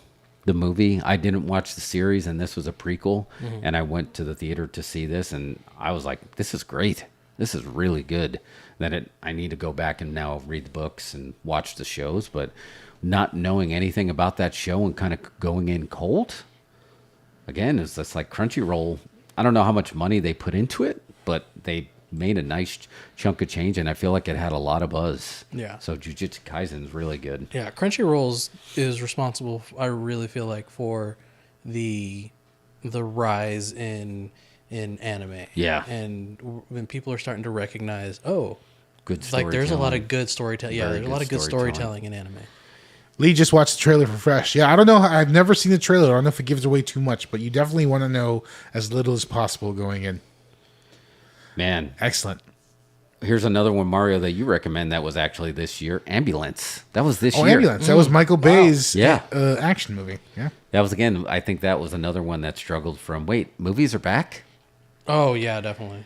King's Man. No, not so good, pal. That was a little disappointing. That VHS 99, brother. VHS, yes. That really... one of the best, probably the best VHS since the first one. Yeah. And then they set up for VHS 84, is it? That's coming out with next year? Yeah, Miss Salgi Guerrero directing one in that one. Oh, man, it's going to be so good. VHS 99 is great, though. It's oh, man, the toy soldier wraparound and the one where she's stuck in the coffin and the video camera in hell and the Medusa one. It's such a great... Yeah. It's such a great anthology. That's a great, easy watch on Shudder for sure. And it makes you want to go back and watch some of the old other ones for sure. Is there any, I know that's a lot, man. I hate picking one. I hate just saying, what is your movie of the year? But this is the, House of Gucci was not this year. That was last year. Are you sure? No, I'm not. Look, I have no qualms, and I can easily tell you what my movie of the year is without having to think too hard. All right. And it's It's pretty much a straight vote. Movie of the year for me is RRR. Yeah. Yeah. Oh yeah. I just think it's the best action movie you just never thought you needed to watch. With a dance number in it that's better than West Side Story or In the Heights or whatever. RRR is a very unique movie experience. I do wish I would have watched it in theaters for that first. Well, it's film. hard to get a showing. They didn't play it a lot. Yeah, I think after it got over on Netflix, they started playing it more. Yeah, and they played it afterwards. I would have totally. If we could get a run in theaters, just give me a month or whatever. Just give me a month. I'll get in there probably twice. Man, that's so good. Yeah, it was so really good. Probably the best character introduction scenes ever of the two lead characters, right? Yeah. Oh, hands down. Like, you can't even compete. Like, how I wouldn't want to make an action movie after that. It's like, well, that's it. Yeah, that's how you do it. Yeah. It's done. I showed it to some friends, and after that opening where the two characters meet, they were like, wait, that's how the movie starts? I'm like, that's how the movie starts. That was all pre-credits. And it just goes, 100 miles per hour from here. Remember all the James Bond used to have the pre-credit action scenes? And yeah, this is that on steroids, by a million. What is it? Oh, Lee's still talking about Fresh. They mentioned their 30-minute change in the trailer. So did they mention the swerve? There's well, they like I said, the credits come way late. Oh, got it. It's a lot of build up. You got to check it out. Like Hustle and Flow, just like 10 minutes in, and then it just pops up on the screen. This movie, this year, again, people forgot movies were back because we also had Jackass Forever, Death on the Nile. Jackass Forever was great. Yeah, down. The best Jackass movie of all of them. Yeah, I remember you loved that. The best part of that film was watching my son, who didn't grow up with Jackass, and his reaction on some of that stuff. Straight face. Why did they do that? What are they doing? That's dumb. Like, why are you doing that? He's having like this really lucid reaction to like Jackass humor. And that made me laugh. That's hilarious. That's awesome. Oh, Jeff, your top movie of the year? Yeah, this one's tough. This one's tough for me because I almost have to lean. As much as I wanted to say Black Phone and Barbarian, because Barbarian I went and saw twice. I liked it so much. But I think I'm going to have to go with Everything, Everywhere, All at Once, hands down. I got to see that. Yeah. Because again, you had me at multiverse. Like a true multiverse. Like, oh, yeah. You had me at a true multiverse. Yes. And again, Mario, you said this. Doctor Strange probably struggled because of... You find out what you could have done in Everything, Everywhere, All at Once. Oh, no, you said it about Matrix, too. Matrix, yeah. Oh, yeah. That they struggled because of what it shows what you can do. So I'm going to have to give it to Everything. Quality Everywhere, movie. All at That Once. one might win the best picture. I feel like they're going to want to give it to that. Yeah. It'll be between that and Maverick. Yeah. But excellent movie. Every time you watch that, you see more stuff. You notice a lot more things in there. Yeah. I have no heat with Maverick. I don't know if it's like best picture, but like you said, they're trying to protect their gimmick, save the show. If Scientology took down the Oscars last year, Scientology is going to save it this year. Mm-hmm. Right. Not that I'm not saying it's a bad movie, but the argument that people had for The Force Awakens versus New Hope, that was like, you just took beat for beat and made that into The Force Awakens. Yeah. Can it be argued that it was a little bit beat for beat for the first Top Gun in this one? Possibly. That movie for me did not work. I did not enjoy Top Gun Maverick. Maybe I'm going to watch it again on Paramount, see if it feel any different, but I did not get into it. Well, it felt like a meme to me. It was like I expected Top Gun Maverick the whole time to go on, and it plays out, and at the end it's just like Bud Light. You know what I mean? That was the Transformers movies at some point. Oh, which there's another Transformers, the Beast, Rise of the Beast. Oh, yeah, I saw that. I was like... The worst Transformers cartoon. They've run out of ideas. Yeah. They've got to do another They've got to reboot Transformers now. Is this going to be somewhat of their reboot? No, this is just the Beast Wars. Yeah, now it's just... They need to get rid of Michael Bay, unfortunately, to change the aesthetic. Yeah, it might be time. Can we just give him money to do more of just buy him out. Ambulance? Let somebody else do Transformers. Right. Like, I feel like the Transformers should be dirty. Yeah, not they're dirty pretty- like they should be sexual. Just like they just the cars should look old and worn. You know. That's for sure. Yeah. JJ, what about you? What is the one that sticks with you? If it can't be RRR, if it can't be Everything Everywhere All at Once, I would say, and this is probably because it's a personal pick, because I love movies that just drip in drama. It's just like, I'd imagine it'd make a lot of people just roll their eyes like, what are they doing here? But I watched it's a Korean movie called Decision to Leave. Oh, I wanted to see that. I wanted to see that too. Yeah. I haven't seen it. It now. just drips in drama, and I'm like, and I loved every minute of it. So it it's good. It's Okay. a great movie. I need to write these down. These are the two movies. I gotta go fresh. Yeah, and then I did want to see Decision to Leave. I really they should did bring enjoy it it. back. They should bring some of these other movies back. Now there's nothing to watch but Avatar. Yeah, like my wife read the synopsis for it, and I was like, "Yep, I'm in." Oh man, there was something else. Did you out watch it that in I theaters wanted- or stream? Yeah, I went to Alamo. They had it Oh, at okay. Alamo. My wife read the synopsis for it, and there was something else I wanted to watch, and I was like, "No, I'm gonna go watch this." Dude, the trailer was done so well for that, and I couldn't remember the name of it, but I just remember the feel. Like everything about it had that feel. Like, okay, this is gonna be good. Yeah, that's good to hear. That was Decision that to was a lot Leave. of fun. It was nice to watch for sure. Very, very busy year at the box office. Oh, Mario, you gosh. said it. Movies are back. Movies are back. Movies are back. Yeah, it feels good. Well, you want to go through some of our... Let's do our... You want to go through some shorts? Shall we go through some Okay, shorts? this will be the last spot. We're 2.5 hours. Oh, yeah, we are. Oh, my goodness. But, yeah, we had to do our... We did our movie of the year. I think we have to do our short of the year. Do you want to do that? Do we pull up our own content? Can we do like a year in review for Dose Incredibles is the perfect way for You're a gonna go-home spot. you're gonna copyright strike your own. Can you do that? Because I mean, all right. You want me to read some of the stats before you start pulling this up? Oh, sure. Read some stats. Okay, here's some stats for you. So we officially, as of 9 days ago, hit. Sorry, I had to refresh my page so I had the right number. There you go. 250,000 watch hours. Nice. That's awesome. like, that's 250,000. That's crazy to think that. That's so great. Yeah, most of your videos being looked at more often. Yeah, 250,000 views. So we hit our 530 subs, which is great. Awesome. And then also in the podcast world, you know how Spotify does Spotify Wrapped?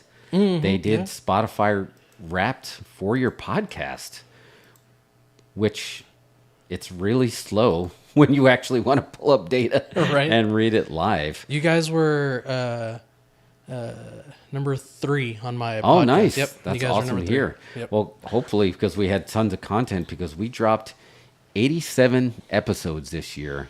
Wow. And for Of House Show Live? Of podcasts. So of podcasts. Yeah, anything that we decided was podcast. I was like, that's more weeks than a year. Yeah. Anything that we decided was podcast worthy, we cut it and we put it into audio form for your listening pleasure. So that actually equaled 2,233 hours. That is more than 89% of the creators in the TV and movie category. That's a lot. We got a 78% boost in our podcast this year, so we had a nice jump. The only thing I said, like my own complaint is Wrapped is just like they get so into the graphics, you just can't jump and hit next, next, and they just want you to share it.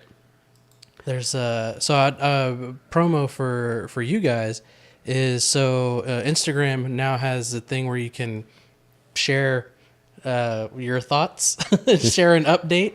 Notes. Didn't you tell me about this? The notes, the notes, notes. And those you're just giving away. Sorry.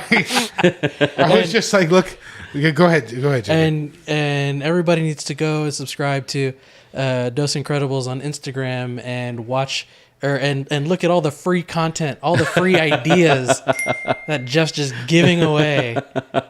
I told Mario about the hangover day after Christmas. That's perfect. So did you see the latest one? And then I shout out to our Horror Show podcast on Instagram. Yeah, they called it out like, hey, FYI, I think nature stole your idea because trees came to life. And on the couple of days before Christmas, I was like, a Christmas movie where the trees saw you down.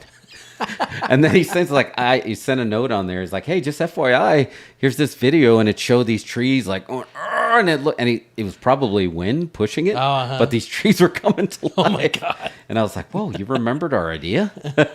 So then a shout out to them. I was like, I gave them a movie idea. Yeah. A movie where nature steals your movie ideas. So go subscribe. Jeff is just giving away quality movie ideas. You hear us, studio heads? Subscribe to our Instagram for great movie ideas. Look, here's our least viewed YouTube short of the year. And it keeps getting funnier every time I see it. And it keeps getting funnier every time I see it. And it keeps getting funnier every time I see it. This only got 15 views. How does that get? Well, let's give it 15 more right now. There we go. Do we have heat? We were trying to like the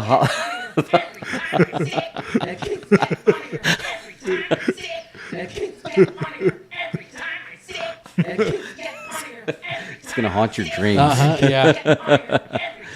I don't know if anyone got the Beetlejuice reference. That was what I was going for. It's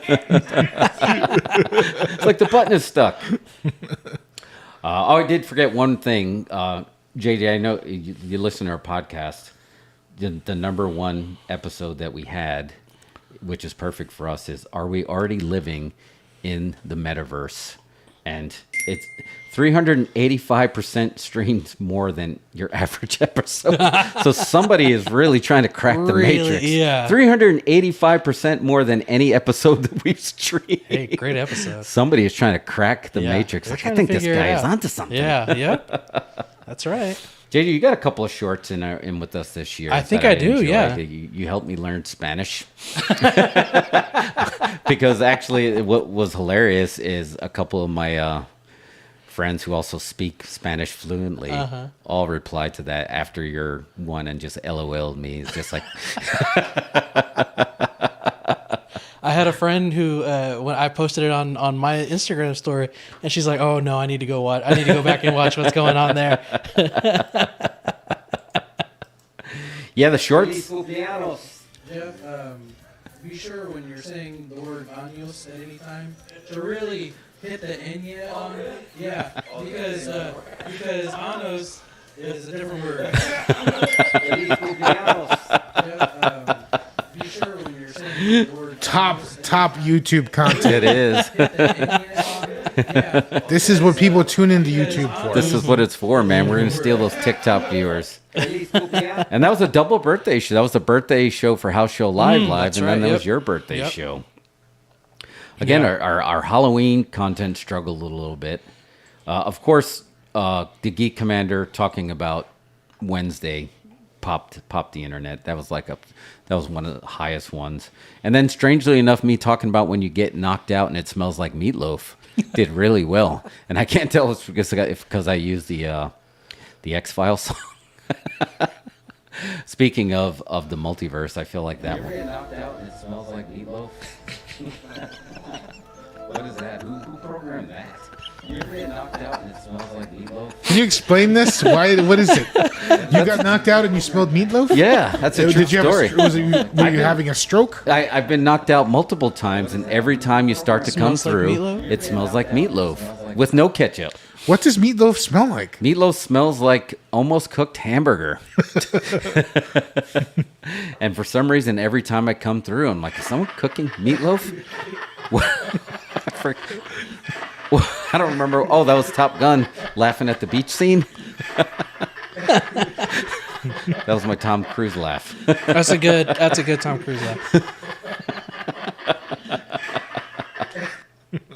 A fun short that a shout out again. We're going to give a shout out to our Instagram page, but it is on YouTube as well. Mario, if you pull up the menu, your biggest gripe with the menu. So That's a good short. On Instagram, that legit has 20,000 views. And I still, to this day, get people, like, it's not transferring that people aren't taking the time to hit sub, but it's up to like 20,000.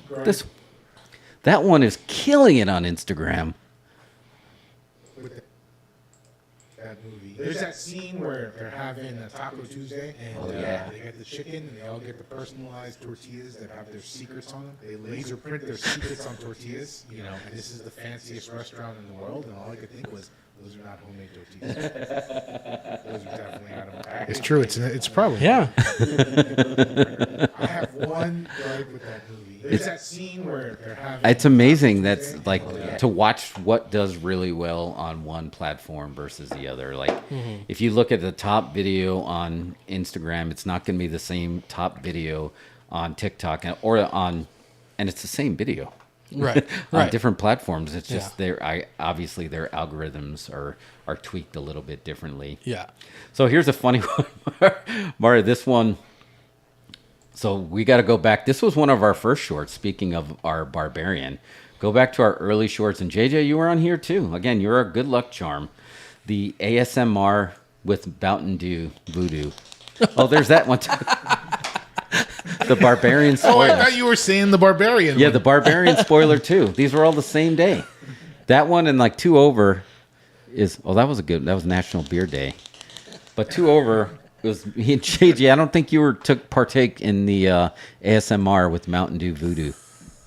Oh, there it is. Yeah. Oh, that's right. And noodles. And the noodles. Why did this get so many views? ASMR's huge, apparently. No, man. Still doing big numbers.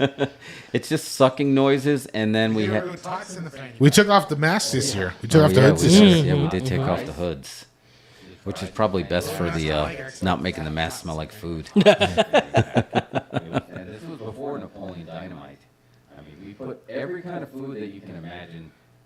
Shareable food was good too. I've eaten tots from other people's fanny packs.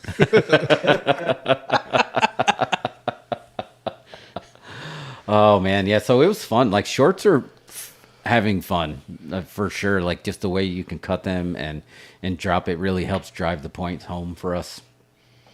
Don't know why you think it had something to do with the imagery of the hot dog in a glass. Why when kids find their parents' secret stash and start drinking. Yeah. Which was just a weird beer spot. And that one did great numbers too. Yeah. I don't really understand why. And it's just Mario's like, well, because look at the picture. People are going to click on that. Yeah, that's true. Yep. The image, yeah. Yep. A hot dog drink. I want to know what it is. Like, what are these fools talking about? Yeah, so that's probably what I'm having the most fun with now is just cutting these shorts. And we just got another sub while we were live. We're up to 530. Look at us. Right, nice. Congratulations, everybody. Yes, what a great year we've had. Thank you. And don't forget, if you made it this far, or you're just jumping through one of those handy timestamps, don't forget to like, subscribe, and share with all your friends and relatives and enemies. We encourage sharing with your enemies. Like if you hate our show, send it to your most hated enemy. Yeah, send it to your enemy. For sure. That's where we support both sides of the fence here. We're fair and balanced. Yeah. All right. I think that was the end of our incredible awards, right? We had our movie of the year. Feels like it. Yeah, because I completely lost the small rundown that we do have. I completely lost it, so that was good. But we have more stuff coming next year. I think our live spot show, JJ, surprise. I think it's happening. Yeah. Charlie found us a venue. Oh yes, a venue has been discovered to run a show. Now we just need to scout the size to let you know what is going to be that live show. Are we going to have wrestling? Do we just have enough room to do a mixtape and just make it a karaoke night with our blow up screen? Oh man, that'd be great. Even just a karaoke night. Yeah. So a live event is coming in 2023. We did a Christmas business. Our goal is to shoot 3 more shorts this year. So we are going to be submitting Christmas business to some of the festivals, but we're going to make a shinier copy for a festival. And then we're going to make something else that's also going to be festival worthy because we did well at Fantastic Fest before, so why can't we do it again? Why can't we do it again? So that's it, man. Let's tell everybody Happy New Year. Thanks for... Happy New Year, everybody. Yeah, thanks for a fun year. Thanks for all the support this year. Yeah. Tuning in, chiming in. Tell your friends. Yeah, tell your friends, enemies. And you can go to our link tree, you can see it. Obviously, YouTube is going to be our North Star, our home base. That's where you want. But We're out there, Instagram, Twitter, TikTok, Patreon, Discord. Everywhere. We might have a Reddit account that I haven't edited. You do have. I'm subscribed to your Reddit account. I'm following you. I'm following you on Reddit. And we're on like 20 different podcast platforms now. Somehow they keep expanding, but we're all on all the majors as well. I think Spotify is the easiest to consume just because it is video as well, so you get to see all this. But if you're on the go, your Apple or Google podcast will do the trick. So that's it. How do you say Happy New Year's in Spanish where it doesn't sound like I'm saying butthole? Feliz Año Nuevo. Feliz Año Nuevo, everybody. Feliz Años. Año Nuevo. Nuevo. There we go. Feliz Año Nuevo. Vamos.